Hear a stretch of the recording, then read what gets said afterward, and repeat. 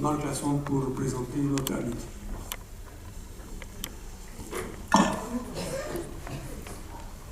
Oui, bonsoir tout le monde. Si ma présence aujourd'hui est due au fait que je connais Ivar Ekland depuis fort longtemps en tant que mathématicien, et je vais essayer de résumer un petit peu des bouts de sa carrière qui est tellement longue, je vais quand même essayer d'aller un petit peu vite. Il est donc d'abord élève à l'école normale supérieure, donc dans les années 63-67, puis chargé de recherche au CNRS et docteur S-Sciences en mathématiques en 1970.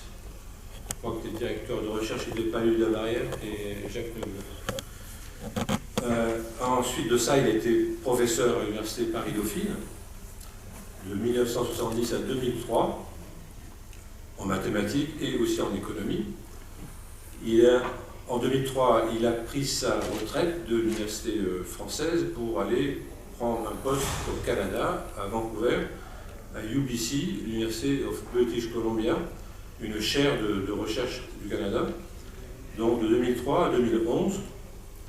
Puis, il a pris sa retraite en 2011 du Canada et il est devenu professeur émérite de l'Université Paris-Dauphine, donc jusqu'à présent. Parmi ces nombreux services qu'il a donnés à la communauté scientifique, il a été président de l'Université Paris-Dauphine de 89 à 94, puis et aussi ensuite président du conseil scientifique de l'école normale supérieure de 91 à 94, du comité national des IUT, directeur du PIMS. PIMS, c'est Pacific Institute of Mathematical Science à Vancouver, de 2003 à 2008. Ensuite, président ou membre de différents comités scientifiques dans diverses écoles à Toulouse, fondations, académies étrangères, etc. Parmi ces distinctions, il y en a beaucoup. Celle que je préfère, c'est la première que je vais indiquer, qui a été une conférence invitée au Congrès international de mathématiques en 1978. Le Congrès international de mathématiques, c'est un congrès qui a lieu, qui est très prestigieux, qui a lieu tous les 4 ans. Et c'est à cette occasion-là qu'on distribue, qu'on révèle les médailles Fields en mathématiques. Et avoir une conférence invitée dans un tel congrès, c'est effectivement très prestigieux. Il a eu le prix Jean Rostand, qui est un prix de divulgation des mathématiques, sur un de ses livres qui est Le calcul imprévu. Le prix d'Alembert, sur le livre Au hasard, en 92. Il est docteur honoris causa de plusieurs universités, donc UBC, Saint-Pétersbourg, Vienne, membre de l'Académie des sciences de Norvège, de Palestine, d'Autriche, de la Société royale du Canada. Il a été fondateur et éditeur en chef de 2 revues mathématiques, l'Annales de l'IHP par exemple, et Mathematical and Financial Economics. Parmi ces travaux, il a évidemment de nombreuses supervisions de thèse ou d'habilitation. Il a écrit plusieurs livres scientifiques, mathématiques, donc 7, j'ai compté 7. Des livres de vulgarisation aussi, et donc c'est aussi l'objet aussi de sa présence ce soir. Donc 9 livres de vulgarisation, soit en mathématiques, en économie ou sur le climat. Et très récemment, il a monté un cours pour les étudiants de première année à l'Université Paris-Dauphine, qui est obligatoire pour tout le monde, donc un cours transversal sur l'intitulé de cette année, c'est les crises écologiques du XXIe siècle,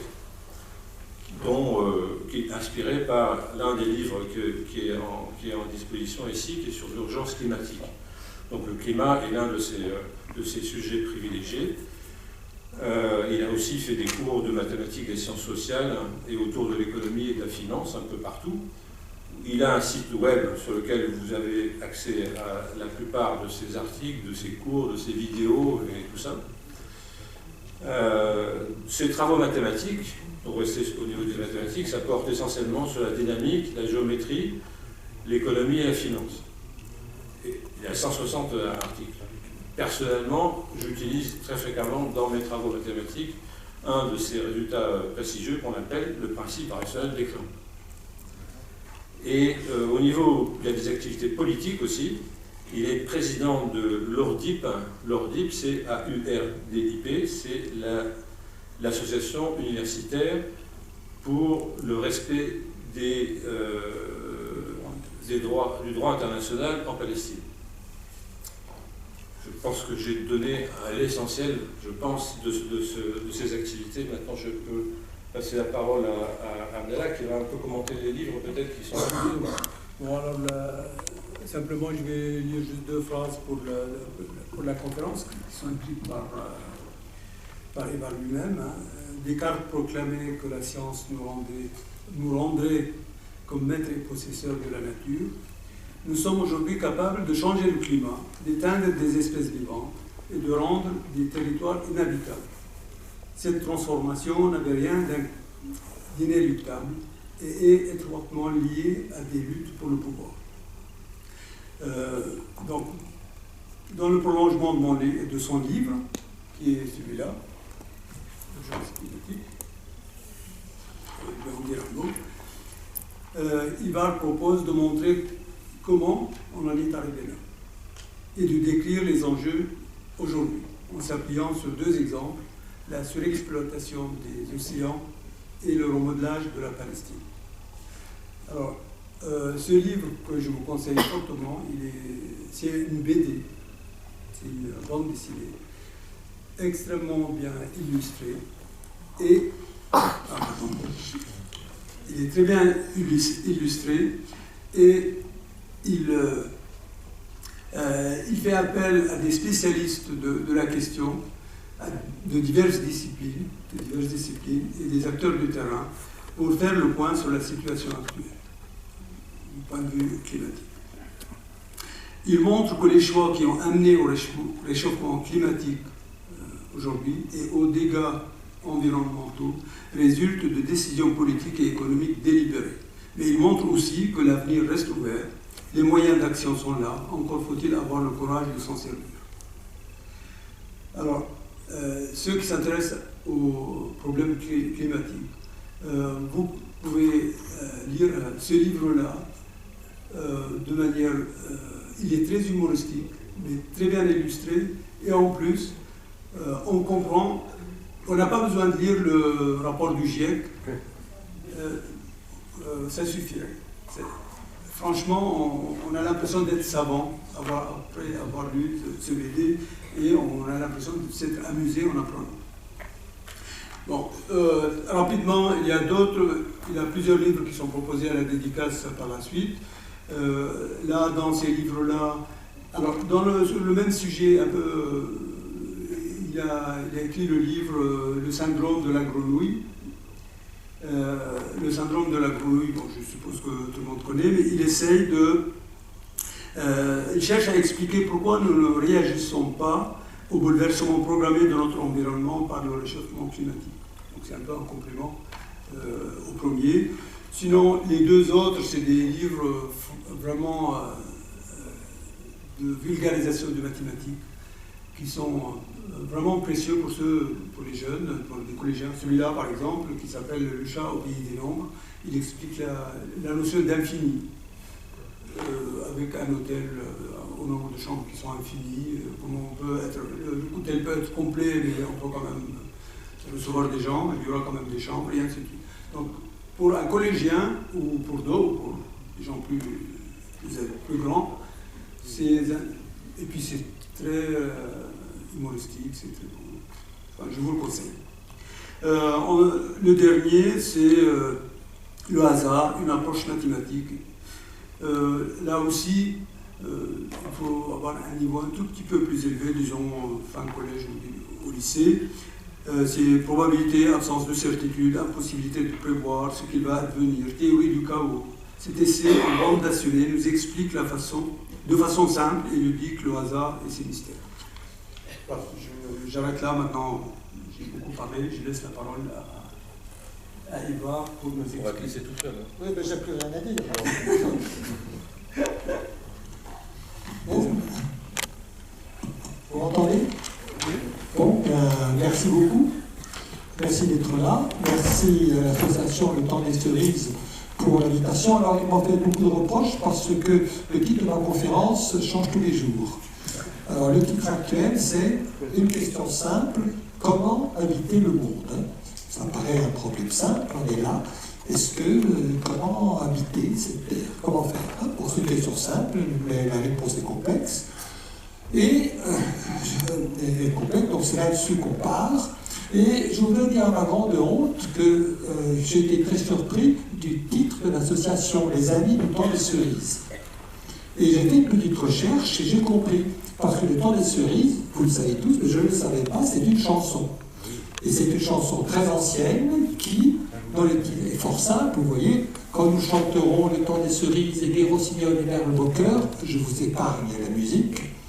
Hein, ils seront tous en fête, le maire sifflera, etc. Alors, il y en a deux choses remarquables. Tout d'abord, c'est une manière d'habiter le monde. Vous voyez, ils sont là et ils profitent de ce qu'il y a autour d'eux. Hein, il n'y a pas du tout d'idée, on va en profiter, le maire on va le prendre, on va le cuire.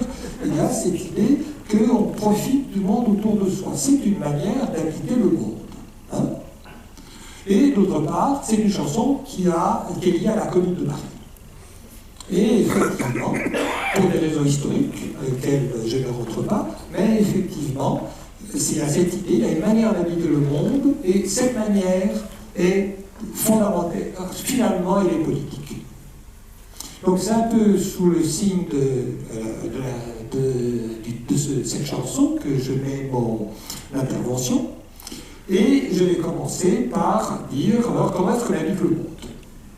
La réponse est simple, notre civilisation, on habite le monde parce qu'il nous a été donné pour ça. Alors, vous voyez, le mythe fondateur de notre civilisation, c'est l'homme a été chassé du paradis terrestre et il cherche à le regagner. Le paradis terrestre, on était bien, on profitait du monde, on nous a mis dehors, et maintenant on va le retrouver. Et quand vous regardez le texte de la Genèse, il est parfaitement clair, soyez la crainte et l'effroi de tous les animaux de la terre et de tous les oiseaux du ciel, comme de tous ceux dans la terre fourmis et de tous les poissons de la mer. Ils sont livrés entre vos mains. C'est quand même très différent du Temps des Cerises. Hein. Tout ça, c'est à vous. Vous faites ce que vous voulez. Hein, vous voyez, c'est une manière d'habiter le monde. On est chez soi. Nous sommes chez nous, et les autres, on a fait ce qu'on veut. C'est quand même le message. Hein. Alors, ce message a très bien été compris, et ça donne une première version de l'humanité. Homo faber, c'est l'ingénieur. L'ingénieur, c'est celui qui prend les choses et transforme. Alors, vous voyez, depuis la Renaissance, cette idée de l'ingénieur apparaît à la Renaissance, c'est Galilée. Il y a cette idée donc que le monde est imparfait et que la science va permettre de l'améliorer. Hein, on va améliorer, le monde est imparfait. Et il y a toutes ces phrases très célèbres, la phrase de Descartes dans le discours de la méthode, nous rendre comme maîtres et possesseurs de la nature. Hein, le but de la science, c'est de faire ça, maîtres et possesseurs de la nature. C'est à nous, ce truc-là. Vous remarquez que c'est moins violent que la Genèse, quand même, mais ça a été dit. Et on traverse Descartes, c'est juste après la Renaissance, et on arrive à l'époque moderne. Vous voyez, Hannah Arendt, dans son livre sur la condition de l'homme moderne, elle dit la chose suivante. Parmi les principales caractéristiques de l'époque moderne, nous trouvons les attitudes typiques de l'homo faber, l'instrumentalisation du monde, la souveraineté qui regarde tout le donné comme un matériau et considère l'ensemble de la nature comme une immense étoffe où nous pouvons tailler ce que nous voulons pour le recoudre comme il nous plaira. Bon, vous m'entendez, je suis clair? Si je ne suis pas clair, ben, vous me dites. Donc voilà la modernité.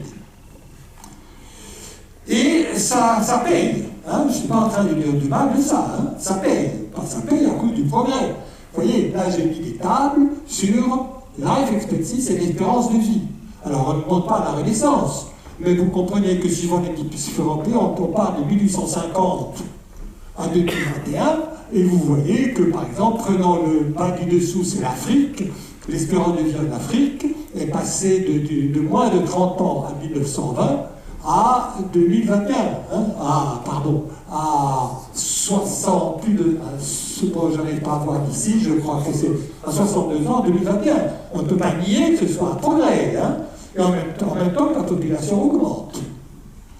Hein, ça c'est, voilà, donc ça paye, hein, cette idée-là, hein, ça va effectivement transformer le monde. Une autre mesure du progrès, c'est le produit intérieur brut par tête. Alors de nouveau, on parle de 1850, on arrive à 2018, et vous voyez que le produit national par tête, hein, par global, la population passe de 1 milliard à 10 milliards. Donc si vous voulez voir la croissance du produit national brut, il faut multiplier par l'accroissement de la population. C'est le produit par tête. Bien, et puis vous voyez que ça passe, ça ne bouge pas pendant très longtemps, et ça passe de... Et bon, ça explose. Hein, là, les pays les plus développés sont tout en haut, ce sont les pays occidentaux, et vous voyez que ça passe ça passe de 3 000 à plus de 50 000 pendant cette période. Donc, pas de doute qu'il y a un progrès, ça a transformé la condition humaine. Remarquez quelque chose quand même dans cette figure. Je vous ferai attention après. Il y a une croissance, ça accélère à ce moment-là. À partir de 1970, il y a une rupture, ça va beaucoup plus vite. Hein, il y a une explosion à partir de 1970. Hein, vous voyez ça, ça prend plus vite. C'est pas linéaire. Bon, donc il n'y a pas de doute, ça a marché.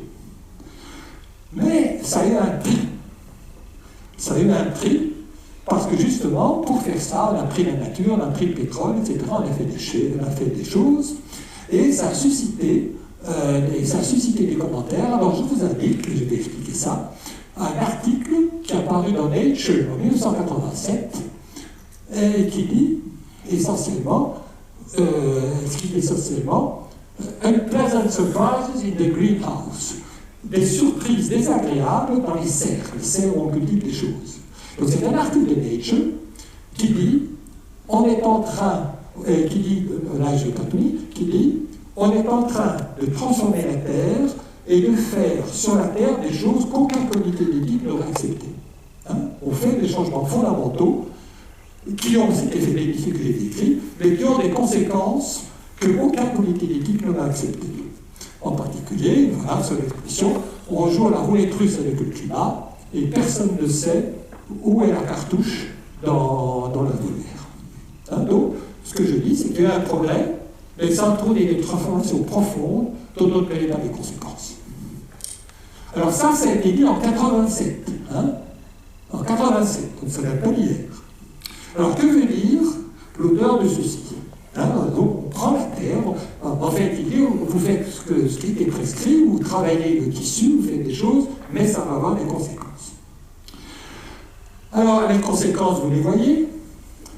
Qu'est-ce qu'il veut dire? Eh bien, les transformations, en même temps que le progrès, vous avez les courbes qui montent. Par exemple, là, ce sont les émissions de CO2 qui ont... Alors, ce ne sont pas les émissions là, c'est cumulatif. C'est-à-dire le total accumulé parce que le CO2 ne s'en va pas.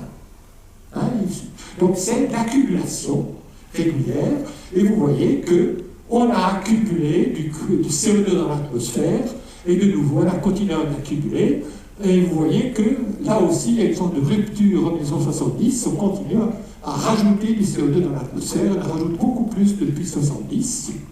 Et vous voyez, par exemple, 1988, c'est la première conférence sur le climat. 2015, c'est l'accord de Paris, limité 2, et vous voyez que toutes ces conférences n'ont strictement aucun effet sur les émissions de CO2. Non, pas. Vous ne le voyez pas. Donc, première conséquence négative, hein, on accumule du CO2, et on ne sait pas ce que ça va donner. Ça donne en partie le réchauffement. Alors, bon, sur le réchauffement, je passe un petit peu de temps quand même, parce que, bon, on a longtemps, comment est-ce qu'on sait qu'il y a du réchauffement, comment on sait que c'est dû à l'homme, bon, vous voyez, ça, c'est l'échelle des températures, on connaît les températures depuis très longtemps. Sur des raisons dans lesquelles je peux rentrer, on peut faire la courbe des températures moyennes de l'atmosphère jusqu'à il y a 500 000 ans, on peut le faire. Alors, maintenant, voici les températures depuis le début jusqu'en 2020, depuis l'an zéro, pardon, jusqu'en 2020, et vous voyez que ça oscille bien gentiment, et là, il y a ce qu'on peut appeler un décrochage. Et il y a un décrochage, c'est absolument net, il y a un décrochage qui se produit entre 1850 et 2000. Alors on fait un zoom là-dessus, et donc ça c'est un zoom, et vous voyez, il se passe quelque chose, et voici l'état actuel du réchauffement par rapport à l'ère pré-industrielle. C'est l'effet, les gars. Il y a non seulement une corrélation, mais on a également une causalité. On a fait quelque chose aux températures moyennes. Ça, c'est une chose. Et voici également, donc vous pouvez considérer ça comme une expérience en cours. Hein, vous avez un système qui est à peu près stable, vous donnez un coup de pied, et puis le système se déplace. Qu'est-ce qu'il va faire après? On ne sait pas trop. Et on va continuer l'expérience. Voici les projections des divers scénarios du GIEC. On ne sait pas sur lequel on est, mais enfin, si on continue sur la lancée, on va être là-haut. Et on va être là-haut. Et ce qui va nous conduire à quelque chose comme un réchauffement de l'ordre à 4 à 5 degrés en 2100. Donc, on fait une expérience sur le climat. Alors, il y a d'autres conséquences, hein, il y a d'autres choses. Je dis, on mène des expériences sur des tas de choses. Là, je vous ai parlé des émissions de CO2, c'est une chose qu'on fait. On l'a fait. Et les conséquences, c'est les élévations de température. On fait aussi autre chose, c'est sur la biodiversité. Alors, sur la biodiversité, est-ce qu'on peut la mesurer? Vous avez tous entendu parler du fait qu'on a plus d'insectes, qu'on en a moins, etc. Difficile à quantifier, mais c'est possible. Mais voici quelque chose qui est beaucoup plus clair. Les poissons. Où y avait-il des poissons? Eh bien, en 1900, voici la biomasse des poissons de table. Et ça, on le sait, parce on sait combien on pêchait, etc., etc. On le sait. Alors, la biomasse, vous avez une biomasse considérable, plus de 11 ici. Donc vous voyez, ça c'est toute la côte. Ça c'est toute la côte américaine. Et ici, vous reconnaissez ça? Qu'est-ce que c'est que ça? La Floride? Là. C'est Terre-Neuve. C'est Terre-Neuve. La pêche à la morue à Terre-Neuve. Des générations de gens sont allés à Terre-Neuve pour pêcher le poisson. Les Français, les Portugais, etc. Et la biomasse à Terre-Neuve. Ici, les côtes françaises, vous voyez, la côte française, la côte galicienne et toute l'Afrique. Hein, si vous avez été au Sénégal, vous vous rappelez, hein, tous les pêcheurs. Ça, c'est 1900. Bon, et maintenant, Denis.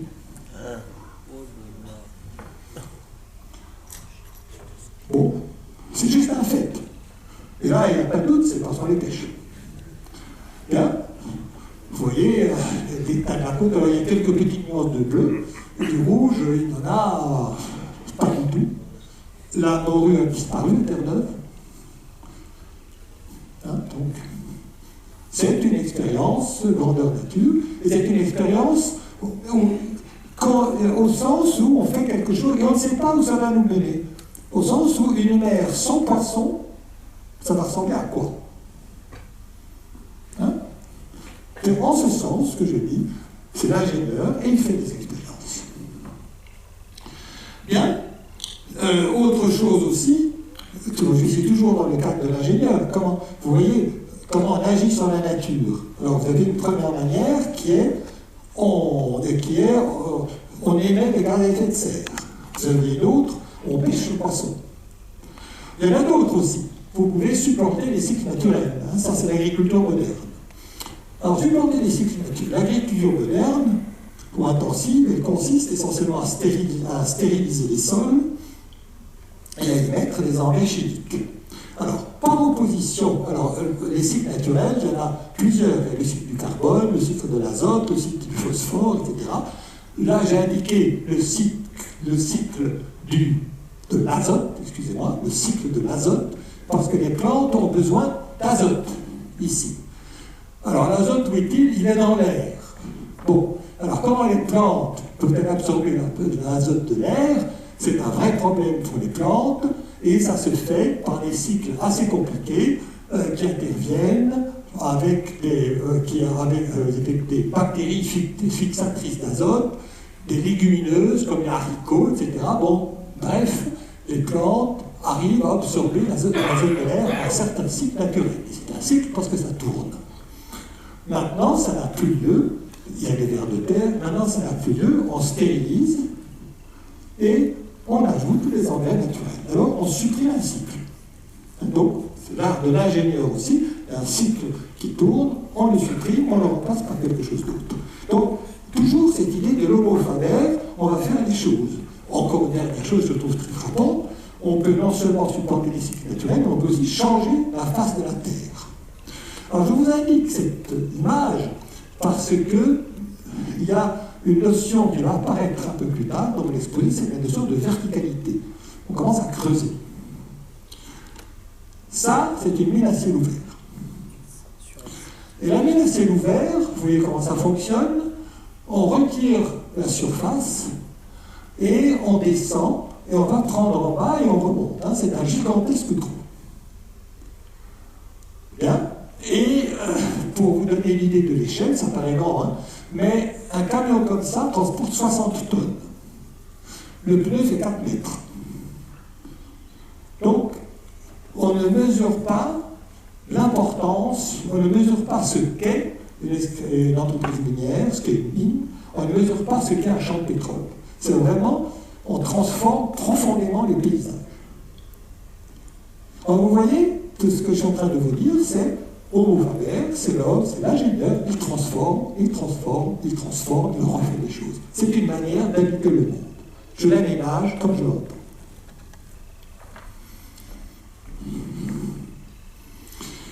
Alors, comment ça s'est fait? Parce que c'est pas venu tout seul, hein.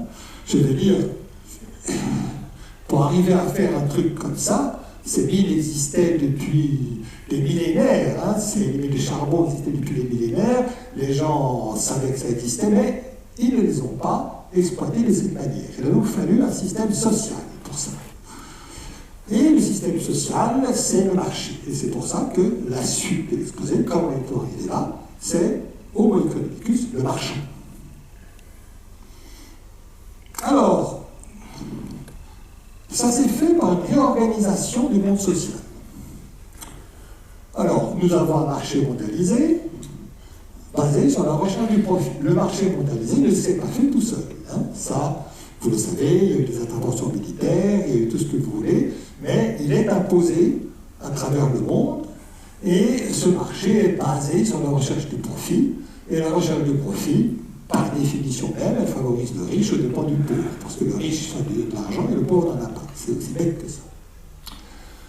Alors, cette réorganisation se fait autour d'un centre et d'une périphérie. Et c'est là que les choses ont commencé à changer. Dans la période coloniale classique, la manière dont ça se fait, c'est que, je vous donne quand même une idée, là, vous voyez le commerce au XVIIe siècle. Hein, vous voyez le commerce triangulaire, les esclaves en Amérique du Nord, et puis d'Afrique en Amérique, ensuite le coton va en Europe, enfin, il y a un commerce triangulaire, il y a un commerce actif, et ce commerce consiste au fait que le centre prend les ressources de la périphérie et les renvoie après. Maintenant, il y a quelque chose de nouveau, ça continue, c'est que maintenant le centre prend les ressources de la périphérie, il les renvoie après sous forme de produits finis, mais il exporte les déchets.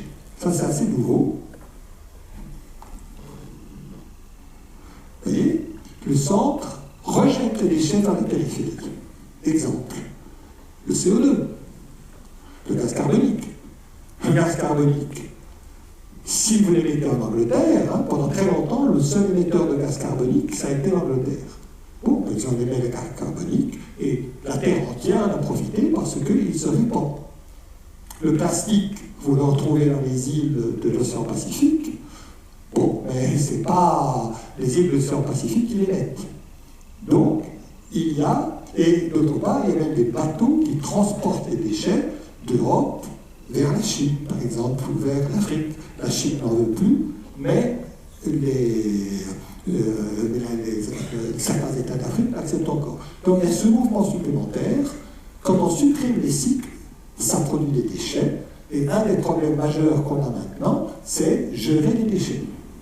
Le principal déchet étant le CO2, le gaz carbonique. Il est émis, il reste, on ne sait pas quoi en faire. Donc c'est un problème nouveau, la gestion des déchets. Je suis clair, ça va? Alors, ça, c'est important maintenant, vous voyez, à cause de l'inertie. Je veux dire, le CO2 que vous avez vu, jusqu'en 1970, il a été émis en majorité par les pays de l'Europe occidentale, mais il est toujours là. Il n'a pas bougé. Le CO2 il reste bilan, ou quelque chose de cet ordre, de vie très faible.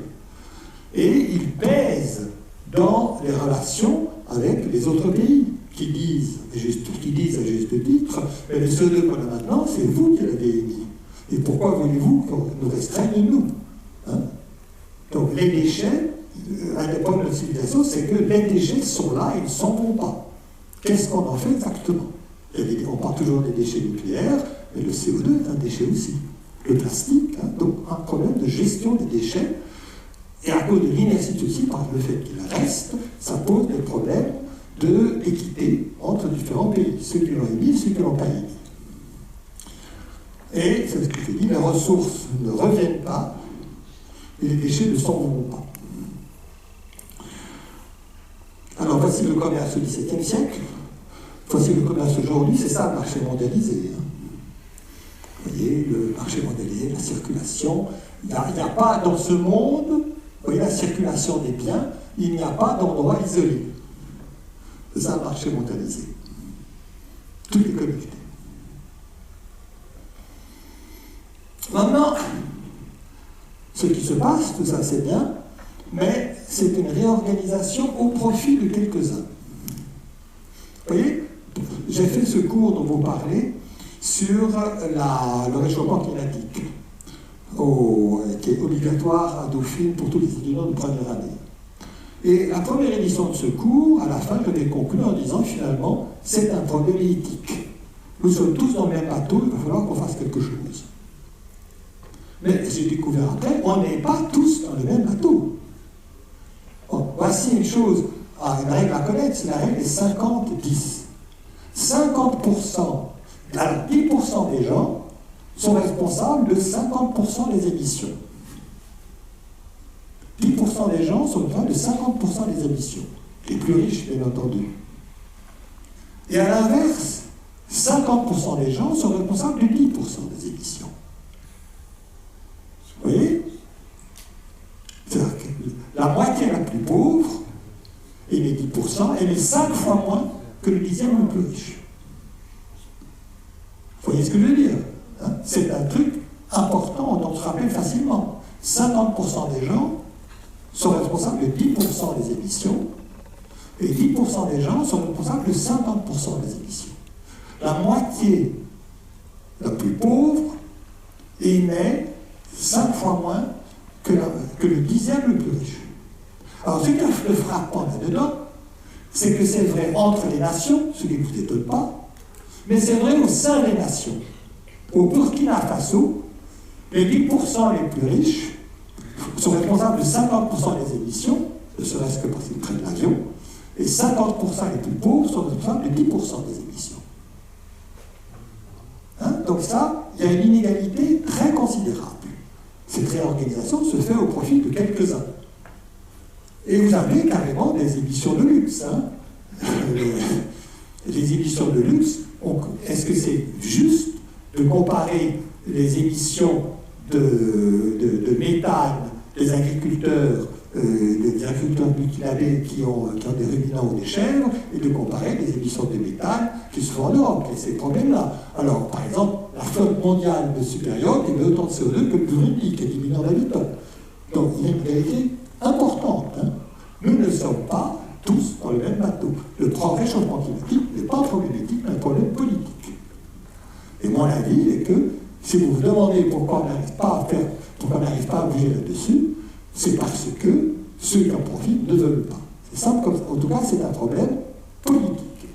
Alors ça, c'est pas seulement moi qui le dis, hein. Voici par exemple le cas du Guardian. Voilà, le Guardian, Oxfam, c'est un article qui dit ça. Les 1% les plus riches émettent plus de carbone que les 2 tiers les plus pauvres. Hein? Donc la réorganisation du monde s'est faite au profit de quelques-uns. Il y a une inégalité profonde dans le réchauffement climatique. Et sachant plus que, si vous repensez au Burkina, passons. Bien, alors, c'est une manière d'habiter le monde. Mais on l'habite tout seul. Ça, c'est la première manière d'habiter le monde. Je suis là et j'habite seul. Alors, il y a, par exemple, c'était le cas du colonialisme et de l'esclavage, hein, basé sur le sucre et le coton. Il y a d'énormes richesses qui ont été faites sur le sucre et faites sur le coton. Et le sucre et le coton étaient produits dans des plantations pour lesquelles on prenait des esclaves en Afrique. Et les gens de l'époque n'en étaient pas conscients. Si vous connaissez, par exemple, les romans de Jane Austen, alors, vous connaissez Jane Austen, elle a un roman il y a plusieurs romans célèbres, Mansfield Park, auquel je pense. Le roman de Jane Austen, c'est très intéressant, c'est dans la grande bourgeoisie anglaise, c'est des histoires sentimentales entre les uns et les autres, ce que pense le curé, ce que pense le père, ce que pensent les autres, etc. Les sentiments sont très bien décrits, mais les fortunes sont faites avec le sucre, avec le coton. Il y a même un moment dans Mansfield Park où le père de famille part parce qu'il a des problèmes, et puis en son absence, il est absent 6 mois ou quelque chose, puis il revient, les problèmes financiers sont réglés. On ne sait pas ce qui s'est passé. Il est allé aux Antilles pour régler les problèmes de sa plantation. Il y a donc cette ignorance du fait de ce qui se passe. Ça, donc le roman de Jane Austen est parfait, la fortune est basée sur les plantations et l'esclavage, mais ça, c'est hors du champ de la conscience. Alors maintenant, on n'est pas mieux, hein. Vous voyez, enfin, ça dépend. Ce truc-là, hein, j'ai écrit, il y a 56 métaux différents. 56. Hein, c'est pas toute la table de Mendeleïev, mais c'est pas loin. Qui sont, il y a de l'or, il y a des cobaltes, il y a des choses comme ça, il y a des minéraux qui sont extraits dans tous les coins du monde, au Congo, dans des conditions difficiles. Ce n'est pas récupérable parce que c'est pas recyclable, parce qu'ils sont répartis par petits morceaux dans 200 composants. Alors on se sert des smartphones sans s'interroger sur ce qu'il y a. Mais ce qu'il y a derrière, c'est les grandes mines que vous avez vues, et dans les coins d'Afrique où c'est pas du tout comme ça que ça se passe. Donc de nouveau, il y a un oubli. Hein, il y a un oubli. La civilisation, c'est ça. Heureusement, il n'a plus tombé. Donc, de nouveau, c'est une manière d'habiter le monde qui consiste à dire « je suis seul ». Et les autres, je m'arrange pour ne pas les voir. Bien. Et ça se voit également sur les frontières et sur les visas. Alors, vous constatez, on ferme les frontières. Alors, les vieux pays coloniaux ferment leurs frontières et construisent des murs. Par contre, les ressortissants circulent où ils veulent. Hein. Bon, voilà. Alors, ce que j'ai mis là, c'est, vous voyez, c'est le nombre de pays. Ce que vous avez en vert, ce sont les pays qui. Regardez le nombre de pays accessibles sans visa. Donc, si vous êtes américain ou français, il y a 191 pays où vous pouvez aller directement sans visa. Bon, maintenant, si vous avez le malheur d'être ici, eh bien, il y a peut-être 45 à 69 pays où vous pouvez accéder sans visa. Et donc, ça va de 200 à 20. Donc, il y a des endroits. Alors, si vous êtes dans les zones vertes, vous allez essentiellement où vous voulez dans le monde. Si vous êtes dans les zones rouges, si vous venez du Soudan, donc, vous voyez, c'est un monde avec des frontières qui sont perméables pour les uns et fermés pour les autres. Et ceux qui sont dans les zones vertes, en général, ils vont dans les zones rouges pour faire du tourisme. Ceux qui sont dans les zones rouges, ils essaient de venir dans les zones vertes, mais là, ce que j'ai pas mis, c'est qu'il y a des frontières. Il y a des frontières en Méditerranée, il y a des frontières là, il y a des frontières entre le Mexique et les États-Unis. Donc, il y a un système de frontières. On habite, on cherche, certaines personnes cherchent à habiter le monde tout seul. C'est une manière d'habiter le monde. Alors, je vais vous en montrer une autre. Voilà. Alors, voici, non pas le monde, voilà un territoire qui est transparent pour les uns et fermé pour les autres. Ça, c'est la carte de la Cisjordanie. Alors, c'est tout à fait marqué, comme vous voyez. Ce que vous voyez en rouge, c'est les murs, ce que vous voyez. Alors, vous avez, comme vous le savez, les zones A, les zones B, les zones C. Les zones A confirment l'autorité palestinienne, les zones B mixtes, les zones C contrôlées par les Israéliens. En plus, vous avez ici une zone de sécurité israélienne avec la ville de Jéricho, et vous avez, chose curieuse, eh bien, vous avez aussi le point intéressant, réserve naturelle. Alors la réserve naturelle, c'est une réserve naturelle, en général, elle est faite pour cacher quelque chose. Hein. C'est une zone neutralisée où les Palestiniens, en général, il y a des pins, des choses de ce genre, pour que les Bédouins ne puissent pas venir cultiver. Mais vous voyez un autre exemple de territoire séparé. Hein, une séparation. Là, c'est le tracé du mur de séparation. Vous voyez qu'on va chercher des choses petit à petit. Et ce morcellement est voulu. J'arrive à la dernière question que je voulais. Alors, pourquoi est-il lieu? Pourquoi c'est comme ça? Comment ça fonctionne? Et ça, c'est ce que je voulais vous parler, parce que c'est pour moi la forme ultime de l'homme qui arrive à construire un monde complètement nouveau. Alors maintenant, à ce point, on reconstitue le territoire, c'est même plus l'homme ingénieur, j'appelle ça homme artifex, l'homme qui construit un monde dédoublé. Un monde dédoublé. Il va y avoir deux mondes. Alors vous comprenez bien la logique. Il y a une logique de fait qui est celle-là, il y a une logique accomplie qui est celle-ci. Et j'ai peur que l'une influe sur l'autre. Alors voilà un peu ce monde dédoublé, homo artifex. Bon, alors, projetons-nous un peu sur le futur et imaginons deux mondes différents sur la même planète ou le même territoire. Deux mondes différents au sens où il y en a un qui monopolise les ressources et efface l'autre de sa conscience. Alors, quand vous l'avez effacé de votre conscience, il peut apparaître quand même.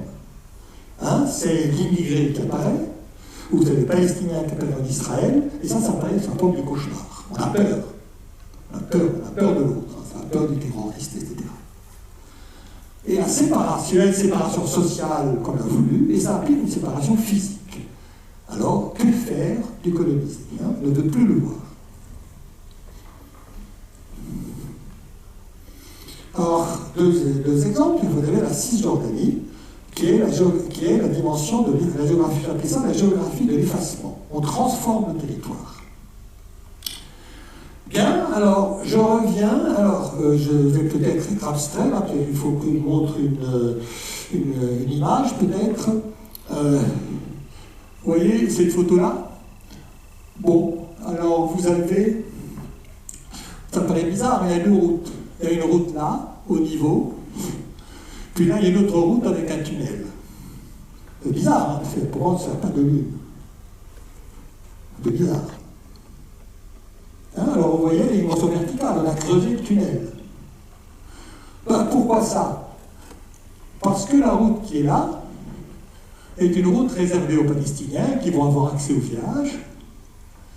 Et ça, c'est la route réservée aux Israéliens qui passent dessous, donc qui ne voient pas le village et qui ne croisent pas les autres. Hein?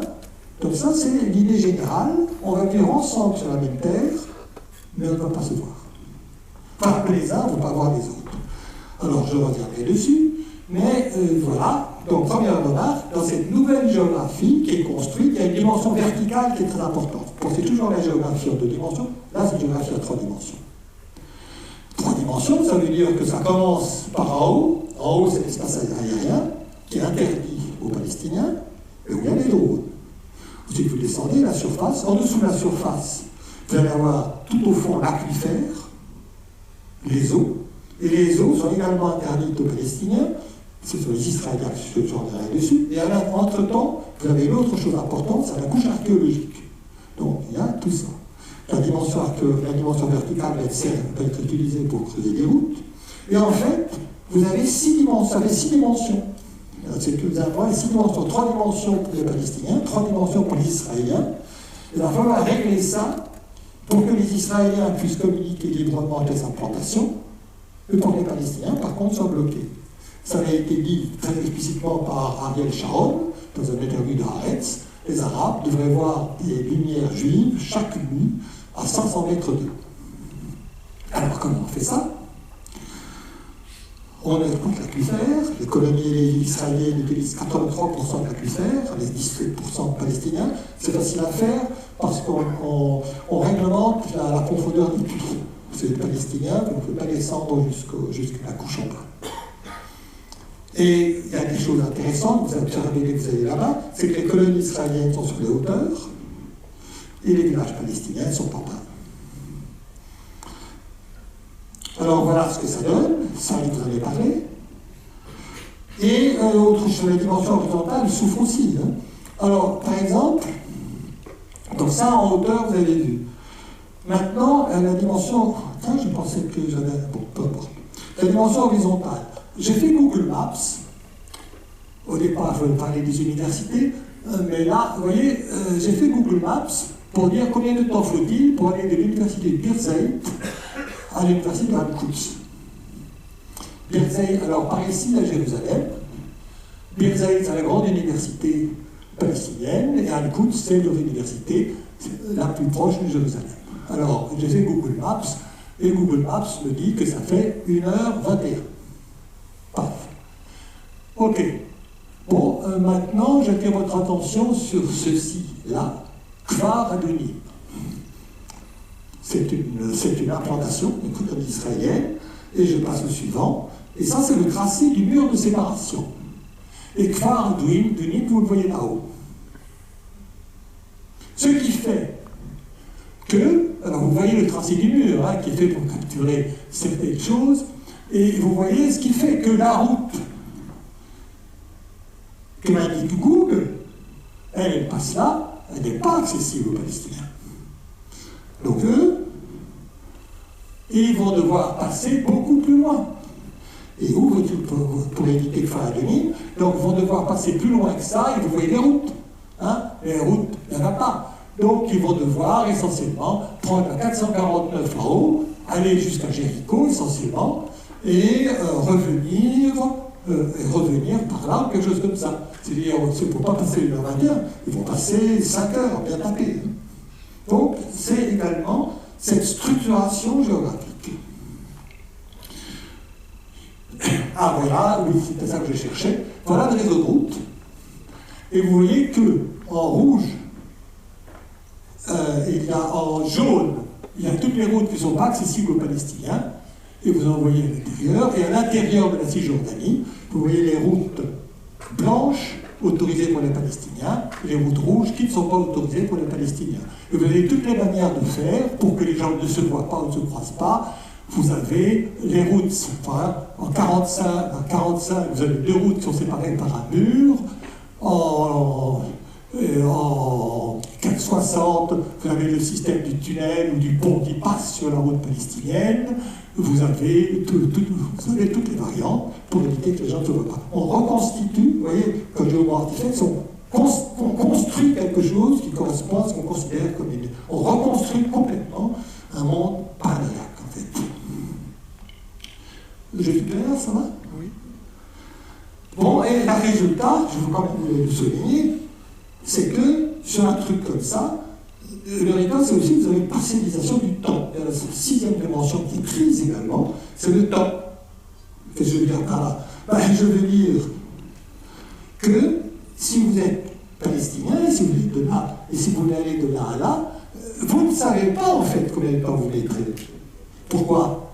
Parce que c'est compliqué et vous rencontrerez des checkpoints. Un checkpoint, ça peut être ça, ça peut être ça, et les pires, c'est ceux-là. Parce que ceux-là, vous les connaissez. Celui-là, il est fixe. Et celui-là, vous ne le connaissez pas, hein, c'est des checkpoints volants. Alors, si vous en rencontrez un sur votre route, c'est pas à 5 heures que vous mettrez, c'est 6 ou 7. Donc, le temps lui-même est parcelé et déprivé. En Palestine, le Palestinien ne sait pas combien de temps il mettra pour faire quelque chose. Si vous donnez un rendez-vous en Palestinien, il n'est pas là au bout d'une heure, vous ne savez pas ce qu'il est. On ne peut pas faire comme ça. Et ce qui donne des conséquences, par exemple, sur les cours. Hein. J'ai vu l'université du Berzeit fermée par 3 soldats.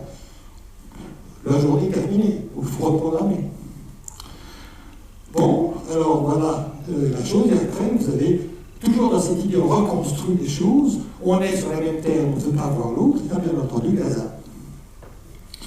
Alors Gaza, vous connaissez, il y a 2-3 millions d'habitants sur 365 km², et là ils sont enfermés dans les 6 directions. Hein. Ils sont fermés du côté de la mer, ils sont fermés horizontalement, ils sont fermés en haut, et j'ai fermé en bas parce que le mur de séparation pour Gaza, il se prolonge par des murs souterrains. Hein, donc il ne peut pas sortir. L'eau, la nourriture, l'énergie, les matériaux viennent de l'extérieur en quantité strictement calculée. Hein. Avant le 7 octobre, c'était 2100 calories par homme minute, c'était le minimum de l'ONU, considéré par l'ONU, pour les hommes. Hein. Pour les femmes et les enfants, c'est moins. Tout le chômage, 40%. Donc ça, je veux dire, c'est encore autre chose. Au lieu d'aménager le territoire, on met, c'est un peu comme la gestion des déchets, on les met dans un coin. Et puis là, on voit ce qu'on fait. Et vous avez donc une population qui est complètement dans l'eau de l'eau. Elle a besoin d'être nourrie de l'extérieur. Alors, et maintenant, ce qui se passe, bien entendu, c'est la destruction du milieu. Vous détruisez l'habitat, je crois que 60% des immeubles ont été détruits, vous détruisez les infrastructures, les lieux culturels, les terres agricoles. Oui, alors la destruction des terres agricoles, pour moi c'est intéressant, parce que c'est quand même un cas où on détruit la nature, véritablement. Hein, on détruit la nature. Hein, c'est pas détruire les immeubles, détruire des trucs, mais là on détruit la nature. Alors j'ai des références pour tout ceci. Alors, j'insiste sur 2 choses. On détruit le lieu d'une population. Alors, le lieu, c'est aussi l'imaginaire. Alors, l'imaginaire, toutes les universités ont été détruites. Alors, notamment, celle-ci, c'était la 10e université. Alors, elle a été détruite, non pas pour une nécessité militaire, hein, parce que l'armée israélienne occupait cette université depuis 15 jours.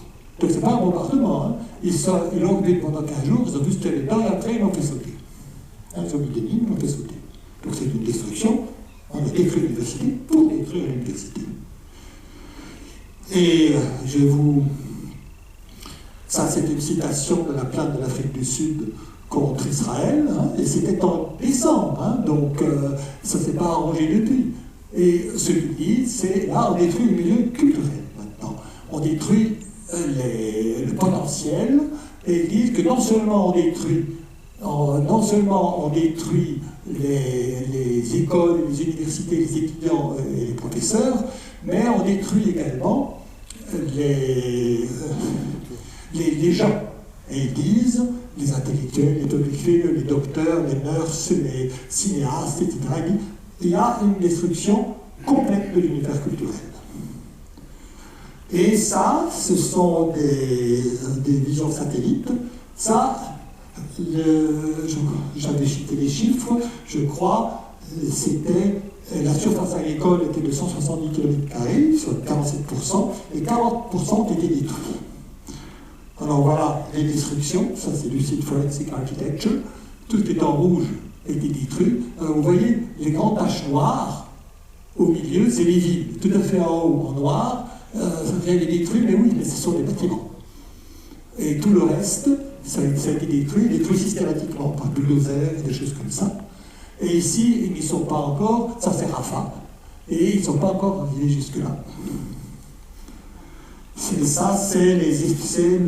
la destruction des serres, et là, la destruction des arbres. Vous savez, à Gaza, il y avait des serres, des fraises, des choses comme ça. Ça, c'est des arbres, des oliviers, des choses de ce genre. Tout ça, c'est détruit systématiquement, non pas par des bombardements, mais par des bulldozers. Donc, il y a maintenant, c'est une autre manière d'être ensemble, hein, c'est de mettre l'autre ailleurs et de ne pas savoir qu'en faire. Alors maintenant, on peut se demander ce qui va se passer sur cette terre. Et ça me donne, moi, c'est ce que je voulais proposer ici, c'était deux manières d'être au monde. La première, c'est accepter la logique de l'autre et s'y insérer. On accepte les cycles naturels, on cherche à s'insérer dans les cycles naturels et de les détruire. Bon. Les gens sont différents, parfait. On a des sociétés différentes qui cohabitent, on essaie de les comprendre et on essaye de s'arranger, de vivre ensemble sur cette terre en écoutant l'autre, etc. Bon, puis l'autre qui est le mode de la gestion. J'impose ma logique. Alors, ça, en matière de réchauffement climatique, c'est le primat j'appelle ça le primat de nos désirs. On veut continuer comme avant. Hein? Bon, très bien. On veut continuer comme avant. Bon, bah écoutez, on a la 4G, bon, on va avoir la 5G. Maintenant, on va avoir la 6G, puis la 7G. On n'en a pas besoin, hein. On n'en a pas besoin. Mais c'est un désir qui peut être suscité. Et dans ce truc-là, ça veut dire qu'on en faudra encore beaucoup plus, etc., etc. C'est le primat du désir, la tendance suivre. La tendance suivante, c'est-à-dire on trouvera un moyen de se débarrasser de tout le carbone qu'on a émis dans l'atmosphère, etc., etc. Bien. Et sinon, l'autre a posé sa logique, on sépare et on confine. Alors, je vous ai parlé de Gaza. Enfin, c'est quand même très particulier, Gaza. Hein, c'est-à-dire, j'ai parlé à René Broman, etc., on n'a jamais vu ce niveau de destruction. Mais enfin, on voit quand même des populations isolées, privées de tout, mises dans des camps et qu'on alimente comme ça, sans là. Ça, ce sont des camps de réfugiés. Hein, il y a dans le monde, je ne sais plus, il y a des millions de personnes qui sont dans des camps de réfugiés et qui sont, je l'ai vu, des déchets. Ils ne passent nulle part. Ce qu'on veut fondamentalement, c'est qu'ils s'en aillent. On ne sait pas les gérer. Et donc, on les considère comme des problèmes de gestion de déchets. On cherche ça et finalement, vous avez vu la grande carte que j'ai mise, où on essaye quand même d'isoler devant dessus. On ne veut pas de ces gens-là. Et ça, c'est une logique de gestion, on sépare et on gère. Et chacune a sa tradition politique. Hein.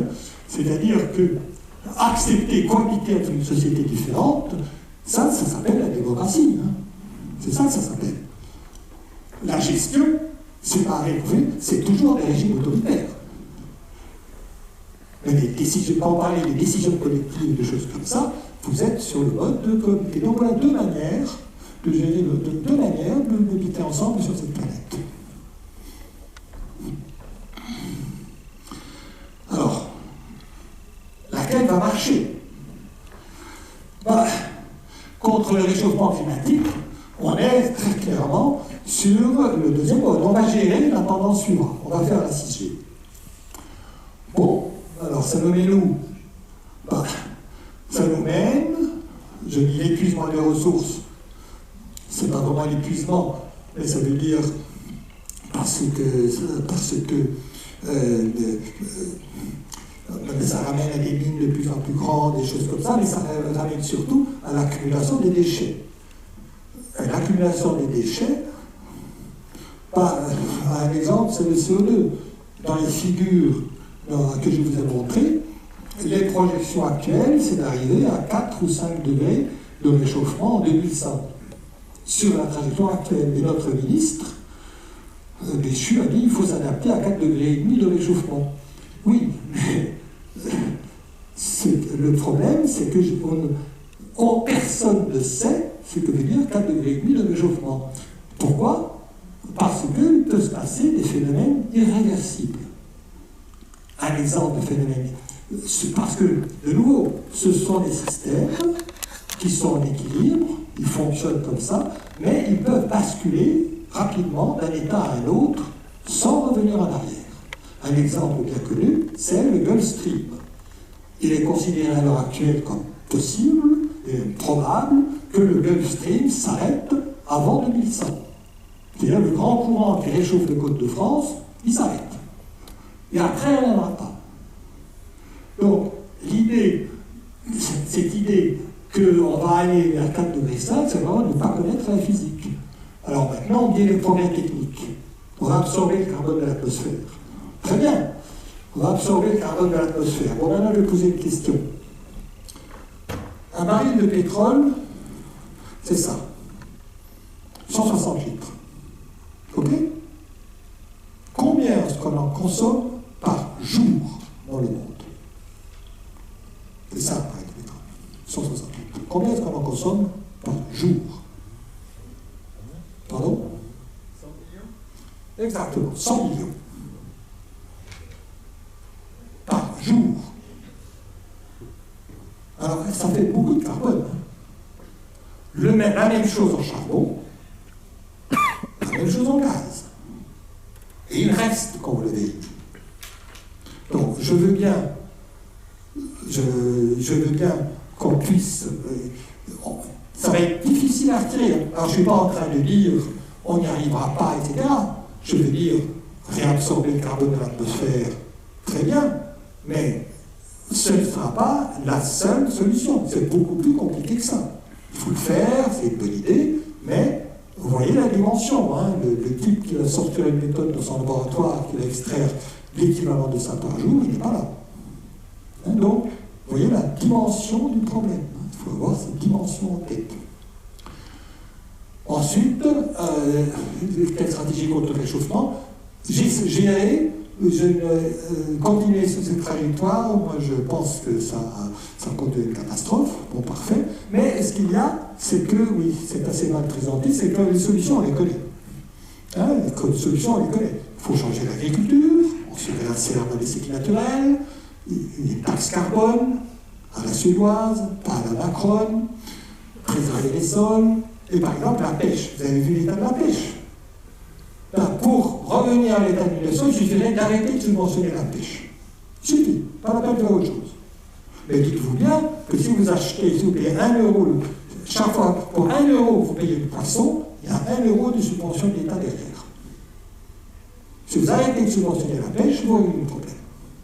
Et l'État ne veut pas arrêter de subventionner la pêche. Donc vous voyez, les méthodes, les problèmes, les solutions sont connues et elles sont simples. Mais elles relèvent beaucoup plus, elles ne relèvent pas du mode de gestion. Et les conséquences politiques, bon, les conséquences politiques, alors de nouveau, je peux dire sur le problème palestinien, on sait, tout le monde sait depuis très longtemps que c'est une solution politique qu'il faut, hein, c'est clair. Hein, il y avait eu les accords d'Oslo, et il faut accepter l'autre, etc. Bon, et les conséquences politiques, en général, ça va être ça. On a un peu un choix. C'est d'un côté, on va avoir un monde géré au profit de quelques-uns, répartis dans des oasis au milieu de la jungle. Hein, et ça, l'expression n'est pas de moi. Hein, mais je crois que c'était Netanyahou qui avait dit qu'Israël est un oasis au milieu de la jungle. Personne ne veut vivre dans une oasis au milieu de la jungle. On veut vivre en commun avec d'autres. Et de l'autre, alors un monde complètement séparé, et un autre où le monde, où le désir de survie collective arrive à se faire entendre. Mais ça implique, ce retombe sur le point de politique que je posais, ça impose une forme de révolution. Il faut que le politique reprenne le primat sur l'économique et que les gouvernements reprennent le pouvoir sur les marchés. Et ce qui veut dire qu'effectivement, toutes les luttes se rejoignent. Voilà ce que je voulais dire.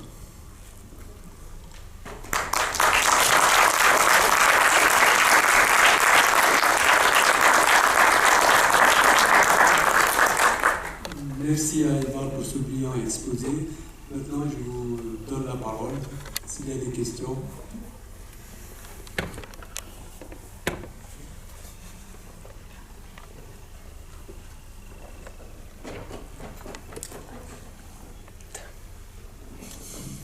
Merci pour votre exposé. J'ai deux petites choses à dire, ce n'est pas franchement des questions. L'une porte sur votre point, c'est une question, c'est un questionnement qui vient de moi-même, que je pose à moi-même. L'une porte sur votre point de départ, la Genèse. Mais il y a des civilisations bien connues. On peut penser à celle de l'île de Pâques, on peut penser au Pueblo d'Amérique, de ce qui est maintenant le sud des États-Unis, qui se sont pratiquement fait disparaître dans des scénarios qui, pour leur époque, étaient très similaires à ceux qu'on a maintenant. Donc, on peut peut-être se demander si la trajectoire que vous avez présentée n'est pas trop, comment dire, judéo-chrétienne. Donc, c'est la première chose. Et le deuxième point, c'est le parallèle que vous avez fait entre les riches occidentaux, disons, et par exemple les Africains, on ne veut pas se voir, vous restez chez vous, nous on est chez nous, mais on est aussi chez vous quand on y va. Mais la situation en Israël me semble extrêmement différente. Ce cloisonnement entre nous, occidentaux, et ceux qui ne le sont pas, est peut-être appelé à perdurer. Alors que je crois que dans l'esprit d'un bon nombre d'Israéliens, surtout ceux qui en ce moment sont au pouvoir, cette forme d'apartheid n'est que transitoire, étant donné qu'il faut que le territoire, éventuellement, de la Cisjordanie, éventuellement redevienne la Judée-Samarie sans Palestiniens. Donc ce n'est pas tout à fait la même chose. Ce refus de voir l'autre en Israël n'est que temporaire. On refuse de le voir quand il est là, mais on sait très bien qu'on finira par le faire partir. Alors que le parallèle que vous avez indiqué avec les Occidentaux et les Africains n'est peut-être pas tout à fait similaire.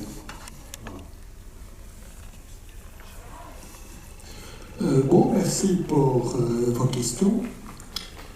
Alors la première, est-ce que c'est trop judéo-chrétien? Bon, je suis dans cette salle, les Européens sont quand même à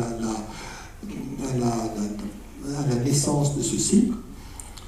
C'est vrai qu'il y a des civilisations qui se sont éteintes. Est-ce qu'ils sont éteintes? Il y a eu également le Cambodge, il y a beaucoup d'analyses. On a vu des civilisations détruire leur milieu naturel, c'est certain. Bon, et on a vu ça. Alors, première remarque, on ne sait pas quels étaient leurs mythes. Je ne sais pas.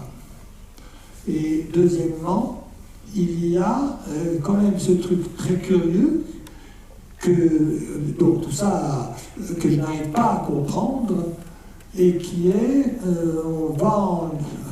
on va en Amérique, on découvre de l'or et des mines et on dit tout de suite que les autres, la population qui est là doit travailler dans les mines et l'extraire et nous on ne le fera pas.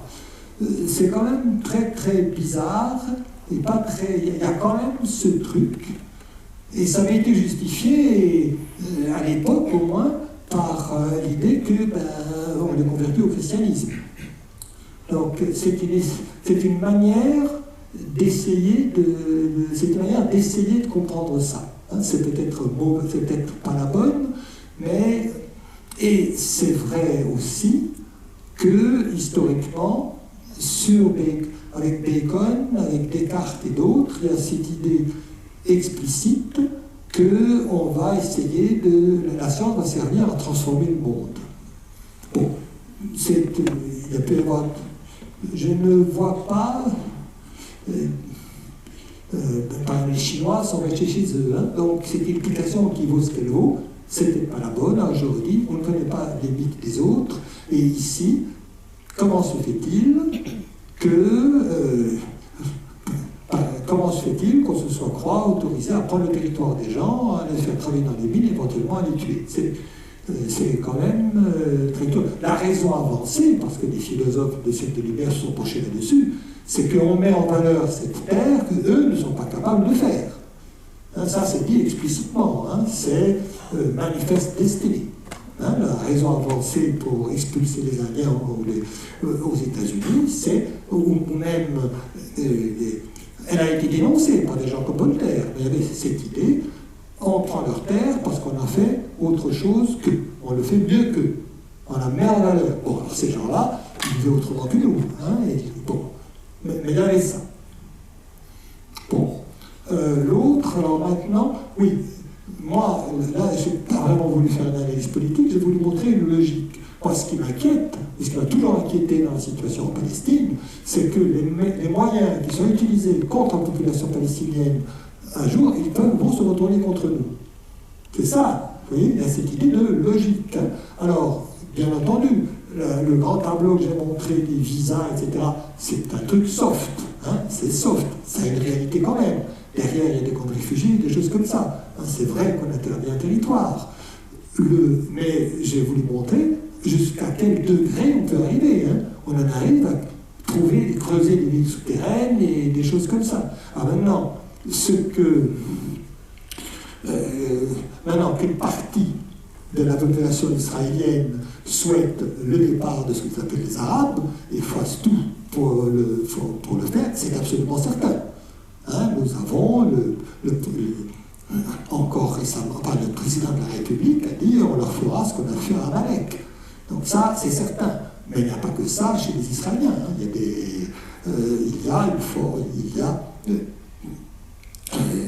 y a des Israéliens qui sont contre cette politique, qui ne sont pas nombreux, ils ne se font pas entendre, mais là, je ne sais pas si je réponds à cette votre question.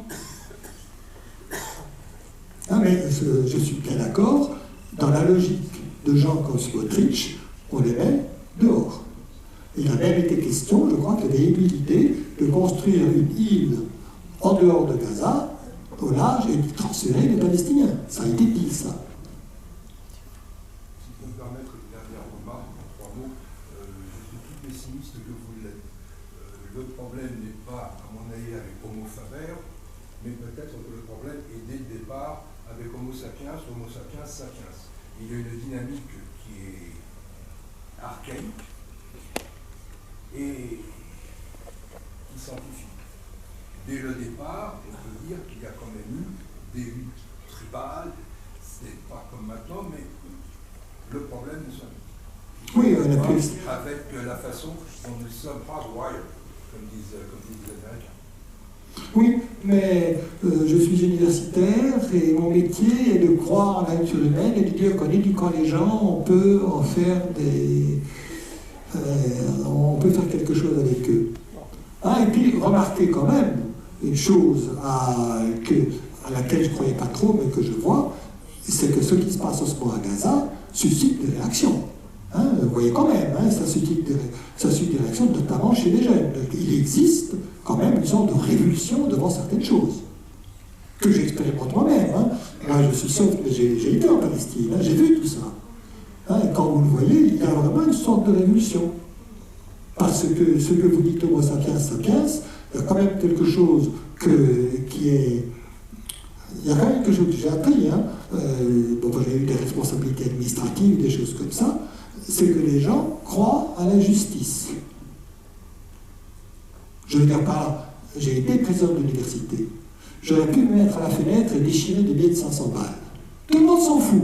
Les finances de l'université, who cares? Et si vous traitez quelqu'un différemment de quelqu'un d'autre, les gens sont dans la rue. Il y a un sens de la justice, et je pense que c'est négligé, c'est très négligé dans les études sociologiques, dans les trucs comme ça, mais je pense qu'il y a un sens de la justice. Et ça peut nous sauver.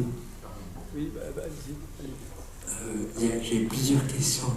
Alors, si je ne veux pas dire de bêtises, mais il me semble qu'Homo sapiens a 200 millions d'années sur Terre. 200 millions d'années. Donc, l'histoire humaine est très très vaste. Elle ne se réduit pas juste à la vision occidentalo-centrée. Et il faut vraiment cesser ça avec le concours des historiens, des anthropologues, des ethnologues qui peuvent très très certainement vous fournir des tonnes de récits différents sur plein de peuples différents, dits premier, et ça il faut cesser d'avoir le discours dans les universités classiques de l'histoire humaine, parce que je suis sûr qu'il y a plein d'exemples de peuples premiers qui étaient en symbiose avec leur environnement, notamment dans les forêts, même actuellement d'ailleurs.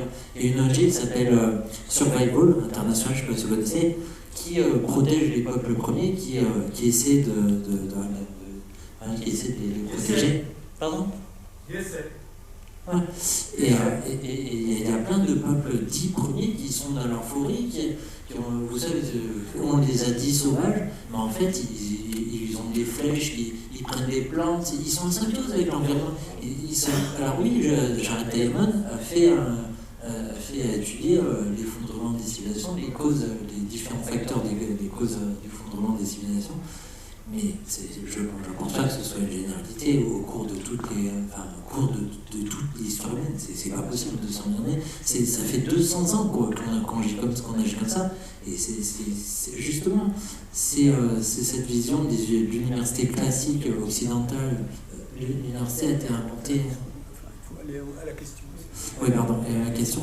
Est-ce qu'il ne faudrait pas justement utiliser, on est à l'ère d'Internet, toutes les publications scientifiques sont en ligne avec l'open access, on a une somme de connaissances monumentales.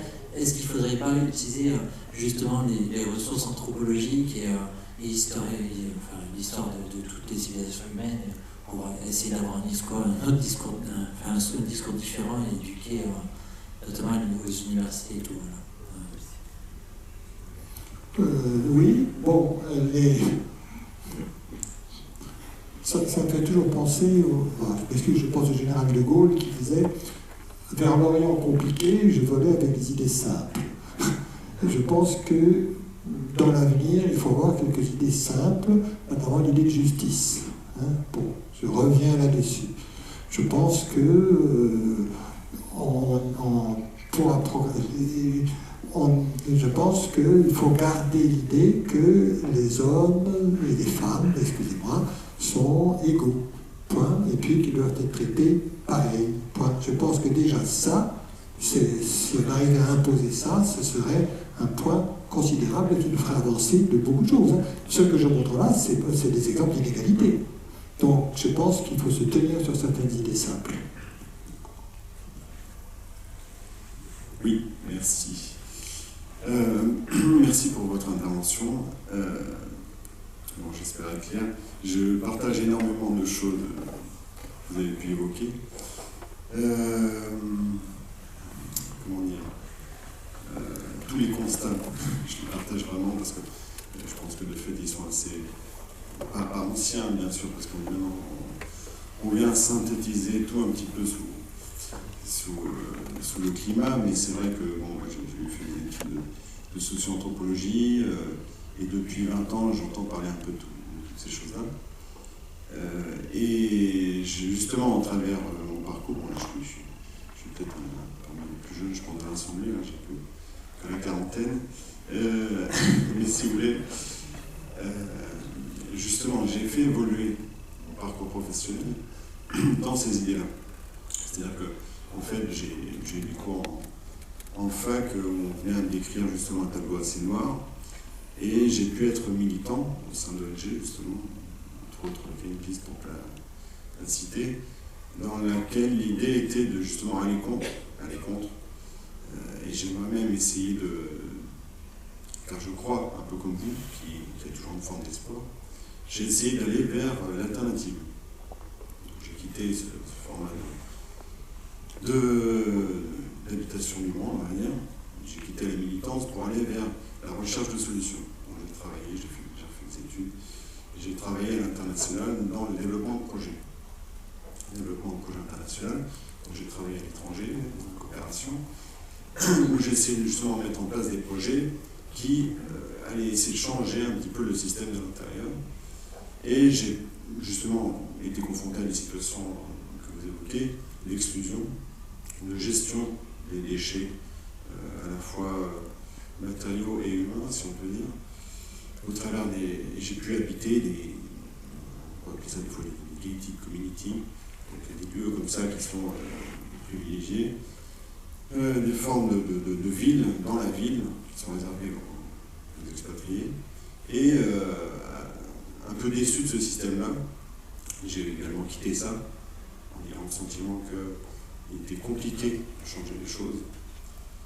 Et j'ai décidé de quitter tout ça, et comme beaucoup, je suis devenu un déserteur, comme on dit maintenant, pour revenir m'installer voilà, dans un domaine assez rudimentaire, primaire, qui est l'agriculture. Et donc, j'ai pris ça à bras le corps et ça m'a coûté. Ça m'a coûté parce que j'ai quitté un confort de vie. J'ai quitté un confort de vie, et d'autant plus de quelque chose qui m'intéressait vraiment. Un métier que je trouvais en tant que tel passionnant, parce que faire de la recherche d'action, c'était assez intéressant. Et tout ça pour vous dire que... Oui, excusez-moi. Et tout ça pour vous dire que, si vous voulez, j'ai eu le sentiment de faire l'effort, et ça fait une vingtaine d'années en fait que j'ai le sentiment de faire l'effort, mais je ne vois toujours pas les choses changer autour de moi, et je n'ai pas l'impression que ça s'améliore.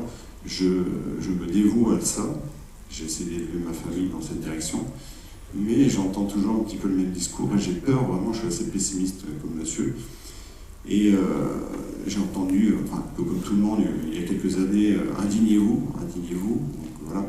On essaye de s'indigner, on voit un petit peu à l'heure actuelle ce que ça, quelles peuvent être des fois les conséquences en manifestation ou autre, ça peut être des fois dangereux. Et j'ai du mal à trouver, à voir la solution qui sera vraiment efficace de manière pacifiste, j'ai envie de dire, parce qu'on voit que les conséquences augmentent au fur et à mesure, que les gens sont prêts à accepter des choses inconcevables, honnêtement. Et je ne suis pas tout à fait étonné de ce qui se passe, encore une fois, en Cisjordanie. Oui, excusez-moi. Et tout ça pour vous dire que voilà, vous êtes tous dans cette salle, on est tous... Pardon. Ah, excusez-moi. Voilà, juste... voilà. C'était juste pour vous demander concrètement, de manière très pragmatique, et également à l'audience, comment faire, alors qu'on est tous, je pense, relativement confortablement installés dans nos vies. Voilà. Bon, je voudrais vous demander à ceux qui posent des questions de ne pas être trop long, de ne pas faire une conférence, parce que là, on s'en sortira pas. Non, mais c'est bien d'avoir des témoignages. Je n'ai pas dit le contraire, je ne l'ai pas coupé. Moi, je trouve que c'est bien d'avoir des témoignages aussi. D'accord. Soyez concis, s'il vous plaît, en tout cas dans vos interventions. Allez-y. Bon, plusieurs remarques. Plusieurs remarques. Je ne vois pas en quoi l'agriculture est décevante. C'est quand même pour moi un des domaines où on peut agir le plus vite, le mieux et le plus efficacement. Je sais que c'est difficile, mais il faudra que vous m'expliquiez pourquoi c'est décevant. Au contraire, j'avais commencé ce cours sur le climat en disant que le problème était l'industrie, je l'ai terminé en disant que le problème c'était l'agriculture. C'est ironique parce que de tout temps on a considéré l'agriculture comme une forme de régression, c'est pour ça que je dis ça. Non, mais l'agriculture est un nœud crucial. Oui, c'est bien à l'heure actuelle, mais je connais très peu d'agriculteurs qui souhaitent que leur enfant devienne agriculteur. Je comprends, mais il y a des associations, je veux dire, 50% des agriculteurs vont partir, il y a un problème de succession, l'agriculture est le nœud du problème. Donc si vous avez la chance, en guillemets, de travailler dans l'agriculture, c'est vraiment un endroit où vous pouvez faire une énorme différence. Et ça, bon, ça c'est le premier point.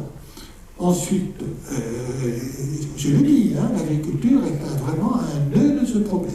Je peux rentrer dans les détails. 30% d'émissions de gaz à effet de serre, en majorité du méthane. Donc si on arrête d'émettre du méthane, la concentration de GS baisse, alors que si on arrête d'émettre du CO2, ne baisse pas. Donc l'agriculture, c'est crucial. Et pour des tas de raisons, vous entretenez des sols, l'agriculture est un endroit où il faut lancer des solutions. Alors maintenant, sur les démarches personnelles, qu'est-ce que sur les démarches personnelles? Bon, je vais dire plusieurs choses. Chacun fait. D'abord, il faut être un jour. Bon, dans la vie, un jour, il y aura une occasion qui se présente. Vous voyez? Et là, je ne vais pas faire d'agriculture. Mais on a créé un cours sur le climat à Dauphine qui est obligatoire pour tous les étudiants de première année. Bon, c'est très bien, je peux le faire clair de ma position, parce que j'étais prêt, etc. Un jour, il y aura une occasion. Vous militez depuis longtemps là-dessus, sur la Palestine. Moi, je suis allé sur la Palestine la première fois, c'était en 92, hein, il y a 30 ans. Bon, est-ce qu'il y a eu des progrès? Ça a plutôt allé moins bien. Mais d'un autre côté, vous ne savez pas ce qui peut se passer. Ce qui se passe en ce moment, ça peut être un game changer. Hein, vous ne savez pas. Les sociétés humaines basculent très vite. Hein, le mur de Berlin, j'aurais pas cru personnellement que j'aurais vu un jour la réunification de l'Allemagne. C'était comme ça. Donc les sociétés humaines peuvent basculer extrêmement vite, mais il faut être prêt pour ce jour-là. Et maintenant, sur les actions non violentes, je vous indique quand même la position d'Andreas Malm, qui a écrit ce livre, Comment faire sauter un pipeline. Hein, il se peut qu'on ait besoin de faire des actions violentes. Et oui. Et il rappelle d'ailleurs qu'au moment de la lutte pour la Palestine, etc., dans les années 30, etc., les Palestiniens ne se laissaient pas faire et ils faisaient sauter les pipelines. Mais il faudra peut-être des actions violentes. Ça viendra. Les gens vont en avoir marre.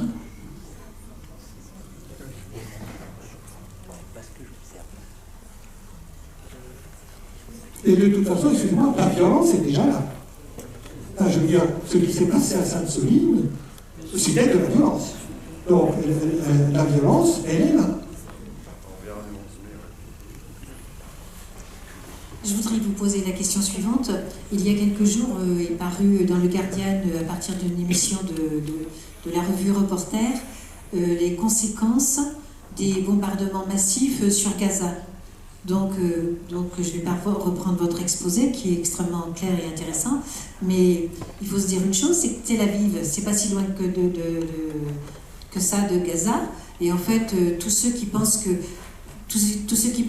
les conséquences vont être sur la seule population de Gaza se trompent un peu, parce que les conséquences météorologiques, enfin les conséquences climatiques des bombardements massifs de Gaza vont certainement avoir des retours sur l'ensemble des populations.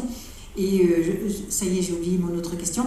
Et donc ça, c'était quand même une question, oui, par rapport aux 10% qui polluent l'essentiel de l'humanité, c'est-à-dire que là, c'est le retour de bâton. C'est le retour de bâton, parce que les conséquences des bombardements massifs, il y a des agents immobiliers déjà aux États-Unis qui prétendent vouloir vendre des terrains à bas prix avec des subventions israéliennes pour des malades sans doute qui veulent s'installer à Gaza. Mais ce que je veux dire, c'est que, vous voyez ce que je veux dire, ils commencent déjà à vendre des terrains qui, de toute façon, on n'imagine même pas qu'un jour, ces terrains vont pouvoir être réhabitables. Bon, sur les conséquences écologiques des bombardements de donc, oui, c'est... Oui, alors il y a un truc général, c'est l'importance des militaires là-dedans. Je crois que l'armée américaine, pour le peu de données qu'on a, émet autant que l'Espagne, tous les jours. Ça, ça ne figure pas dans les statistiques, mais c'est ce qui se dit. Qu'on pollue non seulement Gaza, mais qu'on pollue également Israël, ça c'est certain aussi. Hein. Maintenant, pourquoi ils ne font pas attention à ça? Pourquoi ils ne font pas attention à ça? Je ne sais pas. Je ne sais pas. Il y a une sorte d'occultation, il y a quelque chose comme ça. Qu'il y ait des fous qui veulent acheter des terrains à Gaza. À un certain moment, on n'est pas très loin de la folie. Hein. On n'est pas très loin de la folie. Hein. C'est... En fait, c'est très simple. Homo sapiens doit être compatible avec la vie. Il faut inculquer ça dans toutes les têtes, c'est tout. Oui, j'ai beaucoup apprécié ton exposé et surtout l'approche que tu as présentée ce soir. Mais j'ai aussi une carrière universitaire et progressivement j'ai été sensibilisé à tous les problèmes extrêmement nombreux et complexes de l'état du monde actuel, en particulier à travers une expérience de soutien au développement dans des villages africains. Mais je recommande à tous les auditeurs ici, si vous ne l'avez pas vu, le livre que tu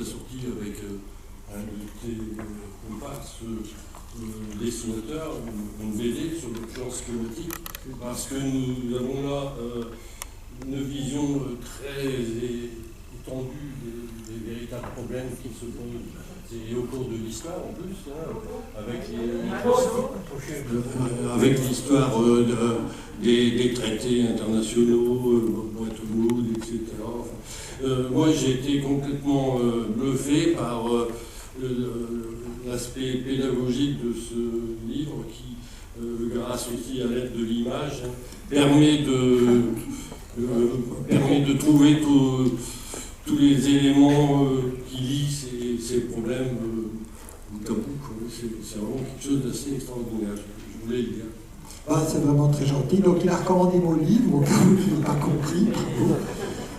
C'est le résultat d'un cours. Je vous ai dit qu'on avait créé un cours adolphique qui est obligatoire pour tous les étudiants de première année. Et puis je me suis associé avec Étienne Lécroard pour en faire une bande dessinée. Le problème du réchauffement climatique étant que si vous voulez l'information, vous allez sur Google, tout est sur Google, Wikipédia. Mais si vous voulez avoir un cadre où l'insérer, ça, c'est autre chose. Et les problèmes sont... Le premier réchauffement climatique, c'est un problème systémique. Vous voyez, hein, il faut une taxe carbone. Pourquoi? Parce que le carbone est mauvais. Pourquoi il est mauvais, le carbone? Ah, là, il faut faire un peu de physique, les gaz à effet de serre, et apprendre que le gaz carbonique, c'est pas la même chose que le méthane. On croit qu'on a compris, on met une taxe carbone. À ce moment-là, on a les gilets jaunes. Et les gilets jaunes disent, mais pourquoi on paye, nous, la taxe carbone? On a besoin de voitures pour aller travailler. Et le célèbre professeur Eklund, quand il va faire son cours à Vancouver, il ne la paie pas.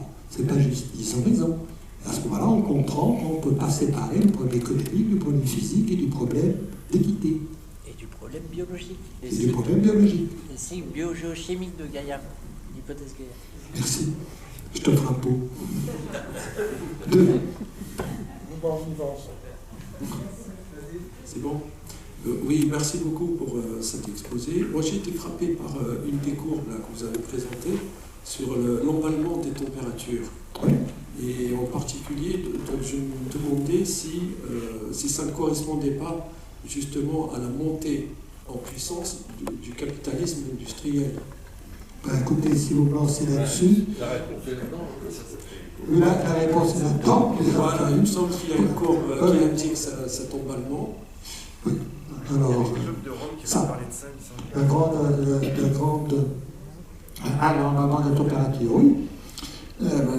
Voilà, donc on est au milieu du 19e et ça peut correspondre à un emballement, oui, et ça, même au 20e, bien sûr. C'est là que ça se passe, vous voyez bien. Voilà. C'est pour vous donner une idée. Vous voyez, on dit toujours, oh, c'est depuis les Anglais en 1850, etc. C'est pas vrai. Hein. Je crois que les 2/3 du gaz carbonique qui est dans l'atmosphère aujourd'hui a été émis par ma génération, hein, a été émis à partir de 70. Vous voyez, hein, parce que ça, c'est les émissions. Mais elles se rajoutent à ce qui est déjà. Hein, pardon, c'est pas les émissions, c'est les températures. Hein. Donc, et vous voyez l'emballement des émissions, et là, vous voyez l'emballement des températures. Et si on continue, ça va monter, ça va continuer comme ça.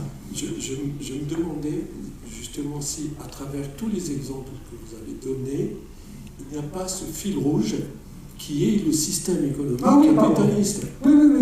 À travers tous les exemples, y compris la Palestine, y compris Gaza, qui est devenu à l'heure actuelle un laboratoire à grande échelle, hein, et je ne citerai qu'un seul exemple tout à fait récent, la commande passée par le gouvernement allemand à Israël, donc de 3,5 milliards pour acheter le dôme de fer qui a fait ses preuves sur les Palestiniens, évidemment.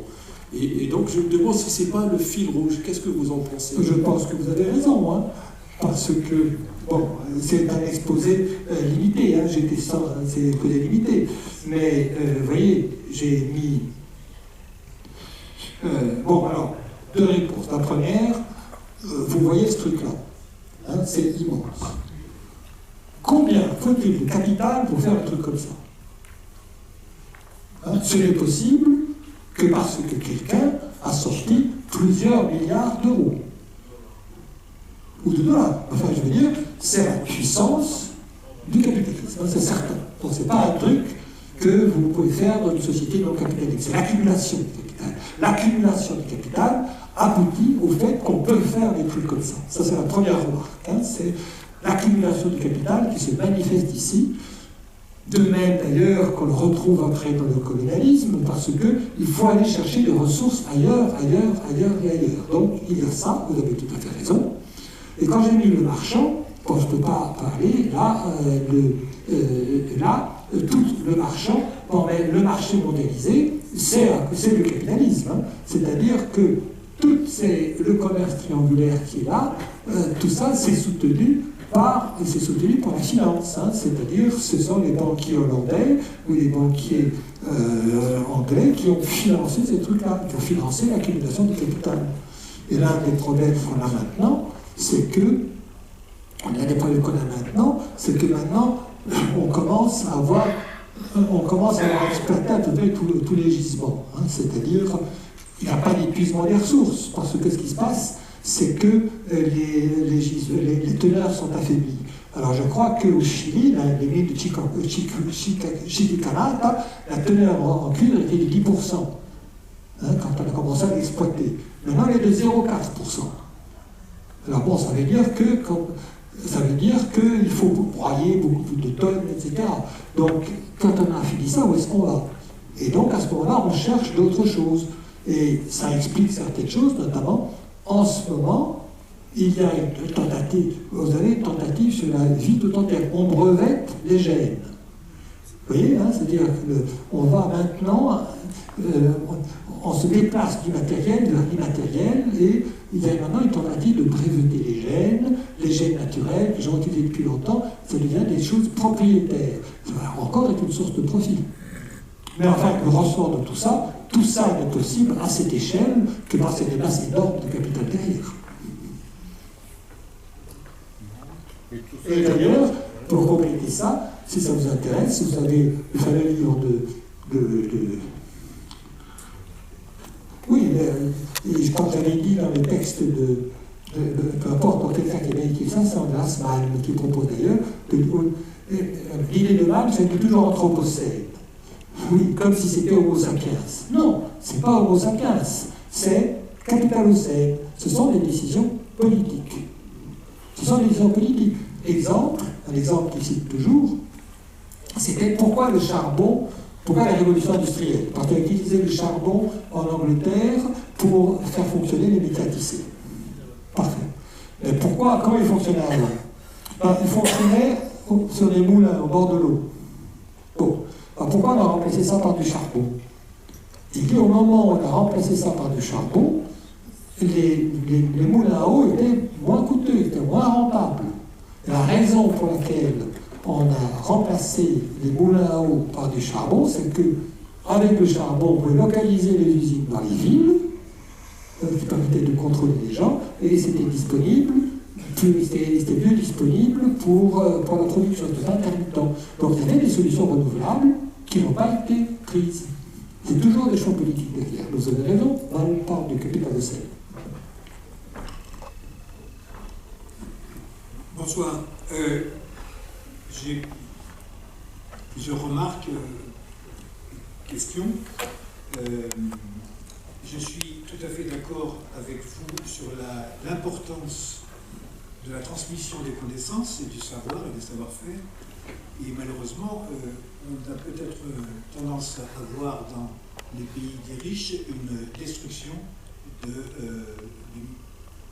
des institutions chargées de la transmission de ces savoirs. Je suis tout à fait d'accord avec vous aussi sur le constat que vous faites, et vous liez bien la question des inégalités avec celle du risque de la disparition de l'espèce, pas forcément de la planète, mais la disparition de notre espèce. Or, pour répondre à monsieur Devant sur la question effectivement des autres visions anthropologiques, bon,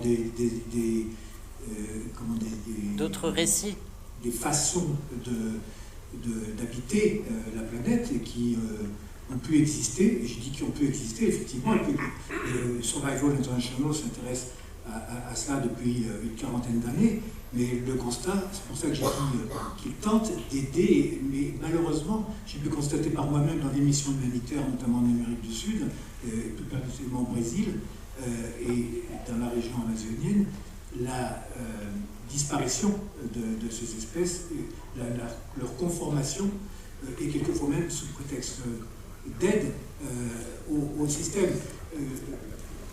Ce que je veux dire, c'est que c'est effectivement le capitalisme que je définirais par l'hubris, par la cupidité sans fin, mais qui a contaminé la planète, et qui a contaminé la planète avec ses armées, ses religieux, à partir de l'Europe blanche. La plus grande puissance aujourd'hui, les États-Unis, la plus forte au niveau capitalistique, elle est composée au départ d'Européens, et ce pays naît sur un génocide, sur la destruction des habitants qui sont déjà là. Mais voilà, je crois qu'on ne peut plus attendre qu'il y ait une civilisation toute primitive qui viendrait nous montrer comment vivre. Je crains qu'elle n'existe plus du tout aujourd'hui. Alors, après, Monsieur Kant, vous avez parlé de démocratie. Et c'est là où le bas blesse. Les dealers de drogue, les vendeurs, on le sait aujourd'hui, corrompent de manière massive les institutions politiques, les gouvernements, y compris les polices, et les dealers de voitures, les dealers de pétrole, les dealers de tabac, les dealers de téléphone font la même chose. Quelquefois même, ils utilisent les mêmes circuits financiers, et les mêmes méthodes, et les mêmes paradis fiscaux pour cacher leur argent, et le réintroduisent dans l'économie légale. Je crois que, après, pour reprendre monsieur qui est parti, là, et qui j'aime bien moi, cette trajectoire de bifurqueur, c'est-à-dire à un moment donné, on se rend compte la question, là où s'il vous plaît, la question. Pardon ? La question. Une question. La question. C'est bien la question. Je crois que je l'ai oublié.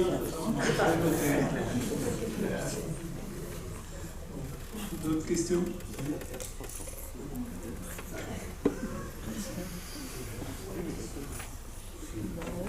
À partir de quand a-t-on su que les émissions de gaz carbonique contribuaient au réchauffement de la planète?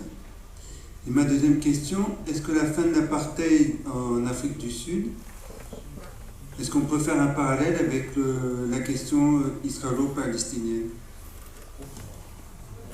Bon, alors sur la première question, vous pouvez sur la première question, je crois que vers 1870, Arrhenius, qui était un génie célèbre, avait fait un calcul liant la concentration de gaz carbonique dans l'atmosphère à la température, et il avait trouvé des ordres de grandeur qui n'étaient pas très différents de ceux qu'on a maintenant. Donc Arrhenius avait mis le doigt sur le phénomène, mais il l'avait mis dans l'autre sens. Parce que ce qu'il voulait dire, c'était qu'il voulait expliquer les âges glaciaires. Il voulait expliquer les âges glaciaires par une baisse de la température. Ce n'était pas imaginé qu'en produisant. Bon. Mais donc, après, ça a été dans l'air. Et alors, je crois que, à la première réponse, la première conférence des Nations Unies sur le climat, la première réunion du GIEC, je crois que ça a été, je crois, en 1988, si je ne me trompe pas, en tout cas dans les années 80, et c'était un organisme qui a été créé par les Nations Unies dans le but explicite de s'occuper des problèmes de réchauffement climatique et de voir si c'était dû à l'activité humaine. Donc ça, c'est vraiment on peut l'acter à partir de là, c'est une reconnaissance officielle. Maintenant, on a des témoignages postérieurs, d'autres témoignages qui disent que dans le secret des entreprises, dès les années 1960, ExxonMobil, les gens d'ExxonMobil avaient été alertés sur le fait que les émissions pouvaient augmenter la température. Et ça, voilà. Donc ça, c'est la première réponse. La deuxième réponse, oui. Je veux dire que s'il y a une solution à ce qui se passe en Palestine, c'est bien la source d'espoir, c'est bien la fin de l'apartheid en Afrique du Sud. Hein. Pour moi, c'est le modèle. Et beaucoup de gens pensent comme ça. Hein. On pense à Barghouti dans le rôle de Mandela. C'est au moins un exemple auquel on peut se raccrocher. Parce que quand on a le problème d'une colonie de peuplement, qu'est-ce qui arrive à la colonie de peuplement? Eh bien, elle peut subsister. C'est vraiment un exemple de possibilité. Bon, alors maintenant, il y a des gens qui ne veulent pas. Hein. C'est une autre affaire. Mais au moins, il y a une possibilité. Merci donc pour votre conférence, comme tout le monde l'a fait, je le fais aussi, c'était très intéressant. Je voudrais vous poser une question personnelle, si j'en peux dire. Vous êtes mathématicien, vous avez fait référence plusieurs fois tout à l'heure à la justice, qui est une notion évidemment jaurétienne. Jaurès s'est opposé, entre guillemets, à Marx, justement en disant « Oui, le marxisme c'est bien, mais il y a aussi ce sens de la justice dont les hommes sont porteurs. » Vous en êtes sans doute un, apparemment. Comment les mathématiques vous conduisent à la justice? Ça sera compliqué. Comment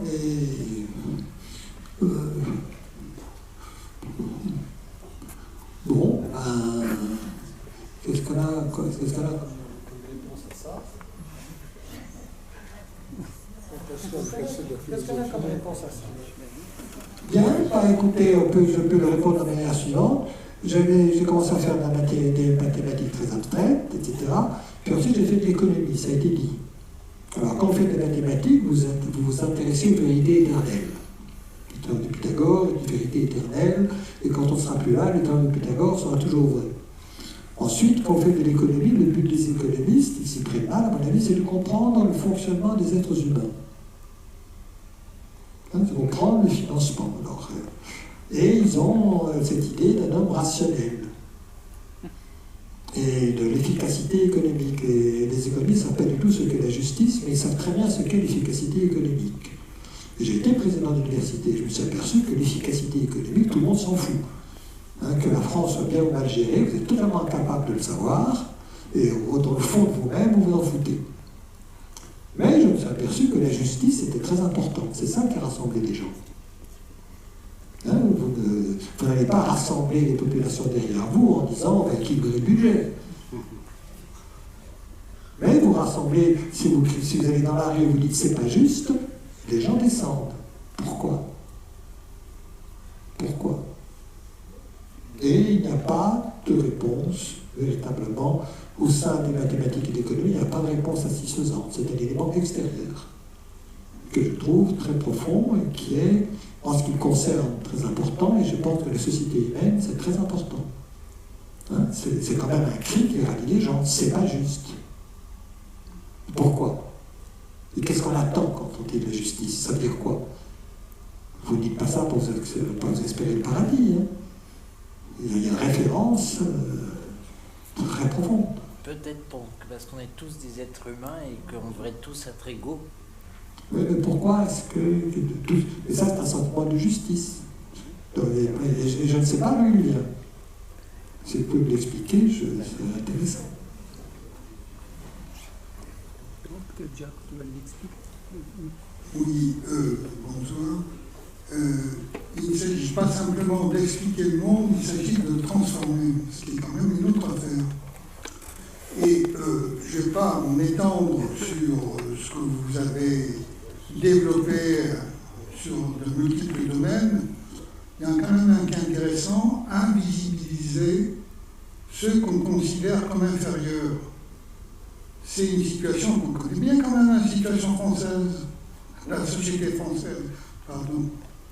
Comment les invisibiliser? Eh bien, on les quitte, on les met à l'écart et on met ces enfants dans une école privée. Alors, c'est pas le pire actuellement. Actuellement, c'est quand même ce qui est en train de mobiliser les jeunes étudiants des USA, qui va peut-être demain mobiliser les jeunes étudiants en France, je le souhaite. C'est quand même les horreurs commises à Gaza par l'armée israélienne, On ne connaît qu'une toute petite partie de la réalité. On a pu lire dans Le Monde, qui pourtant, la découverte d'un charnier avec des hommes nus, les mains attachées dans le dos et des traces de torture. C'est le résultat de l'action de l'armée israélienne, qui ne s'en cache pas d'ailleurs. On torture les blessés, on torture les prisonniers, il faut des noms pour pouvoir ajouter des victimes. Alors, moi j'aurais bien des choses à dire. Je ne comprends pas, enfin je ne comprends pas, si justement, comment le peuple israélien, les soldats israéliens sont arrivés à un tel degré de barbarie, alors qu'ils ont quand même des références où ils ont, dans leur famille, dans le passé, été victimes de beaucoup de choses. Alors, transformer cette situation, on parlait de l'Afrique du Sud, pour la transformer, mais il a fallu développer, et de façon conséquente, le boycott des produits, imposer le boycott des sociétés, etc. Et là, on est actuellement en face du 2 poids 2 mesures, que la Russie soit sanctionnée pour son agression de l'Ukraine, bon, c'est dans l'ordre des choses. Israël pour les horreurs qui sont faites, parce que c'est un génocide. Pardon, c'est pas un génocide, c'est des éléments de génocide, ce qui n'est quand même pas tout à fait la même chose. Mais des éléments de génocide qui peuvent se transformer en bien autre chose. Moi, je suis horrifié quand j'entends le président de l'État d'Israël dire que les Palestiniens sont des animaux. Parce qu'il y a 15 jours, on parlait de génocide, un vrai génocide des Tutsis. Les Tutsis étaient des cafards, des insectes, des animaux aussi. Et pour moi, actuellement, c'est un des combats essentiels. Et bon, je sais que vous agissez beaucoup, y compris dans les universités. Bon, je regrette que des acteurs essentiels, enfin des acteurs importants universitaires, notamment les organisations syndicales comme la mienne, soient aussi peu présentes, soit, on ne peut pas dire qu'ils soient indifférents, mais enfin, bon, ils ne font quand même pas grand-chose. Alors, vous n'y êtes pour rien, bien évidemment. Mais ma question un petit peu, c'est qu'est-ce que votre association préconise sur ce problème de la Palestine, des droits des Palestiniens et de la situation qui leur est faite. Bon, merci, je suis d'accord, bien entendu. Alors l'association, c'est l'association des universitaires pour le respect du droit international en Palestine. Nous, notre solution, c'est, je connaissais le boycott des institutions israéliennes et non des personnes, dans la lignée de ce qui est fait avec l'Afrique du Sud. Alors, c'est une demande qu'on a formulée. Maintenant, ça a repris une force nouvelle parce que les universités françaises, le lendemain de l'invasion russe en Ukraine, ont déclaré qu'elles arrêtaient toute coopération avec les universités russes. Le lendemain. Et elles n'ont pas et on leur a demandé de faire la même chose sur les universités israéliennes, ils ont toujours refusé de le faire. La raison, vous la connaissez, c'est toujours, il y a deux choses. Et elles sont, il y a d'une part la crainte d'être accusé d'antisémitisme, et d'autre part, il y a des instructions du gouvernement. Le gouvernement Macron est très vigilant là-dessus. Maintenant, je dois dire quand même quelque chose, c'est que l'appui des organisations syndicales est extrêmement important. Il est important pour plusieurs raisons, parce que, comme c'est une organisation syndicale, ça témoigne d'une solidarité au départ. Si moi, je dis, c'est pas juste ce qui se passe aux Palestiniens, on peut toujours dire, oui, il est antisémite, il est ceci, il est cela. Une organisation syndicale qui se base sur des critères de solidarité et qui défend les intérêts des travailleurs, c'est beaucoup plus difficile. Donc là, l'appui des organisations syndicales est absolument crucial. Il y a eu une circulaire du ministère, pour compléter le propos de Jacques, il y a eu une circulaire ministérielle juste après le 7 octobre pour demander au président d'université d'interdire toute manifestation de solidarité avec les Palestiniens, au motif pour ne pas favoriser l'antisémitisme. Et ça a eu de l'effet. Et là, cherchez les universitaires, à la loupe. Cherchez-les. Alors, bientôt, on va être obligé de quitter la salle, elle est limitée. Alors, on peut peut-être prendre une question courte, si possible. Je veux juste rebondir sur trois petites choses. Vous avez cité un Malek, voilà. Monsieur et d'autres, quand il était question aussi des résultats, des effets secondaires, des bombardements sur Tel Aviv, ne comprennent pas, vous l'avez dit vous-même, je ne comprends pas que les Israéliens ne réagissent pas. Je crois qu'il manque un paramètre essentiel dans toutes ces analyses qui est complètement occulté, c'est le paramètre religieux. Il faut regarder ceux qui sont au pouvoir, Ben Gvir, Smotrich, surtout Smotrich, Netanyahu, c'est autre chose. Pas religieux. Attends. On parle. Donc, il y a ce paramètre religieux. Amalek, ce n'est pas simplement anecdotique. Il faut lire le livre de Samuel. Il faut savoir que le livre de Josué est essentiellement la feuille de route des colons.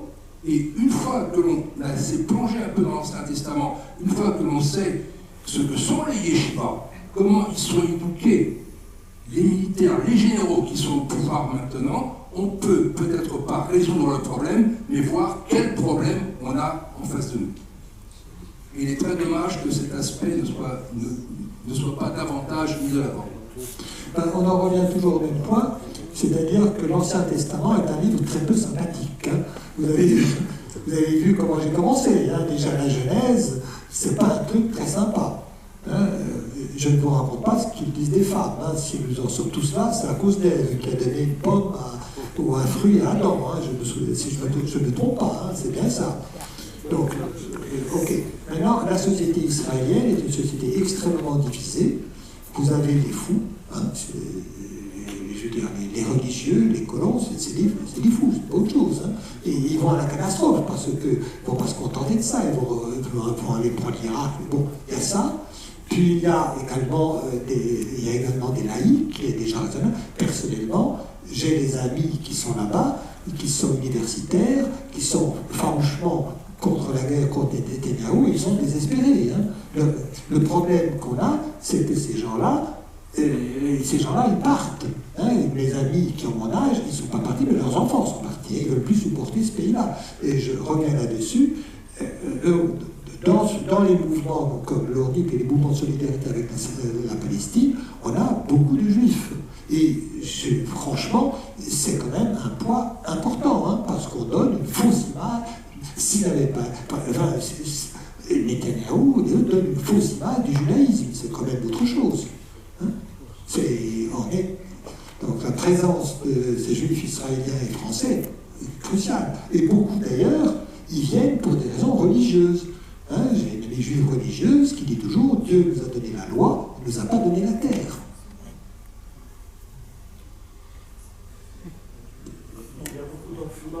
Une dernière question. Oui, à partir du moment où on rentre dans la religion, c'est le bordel total.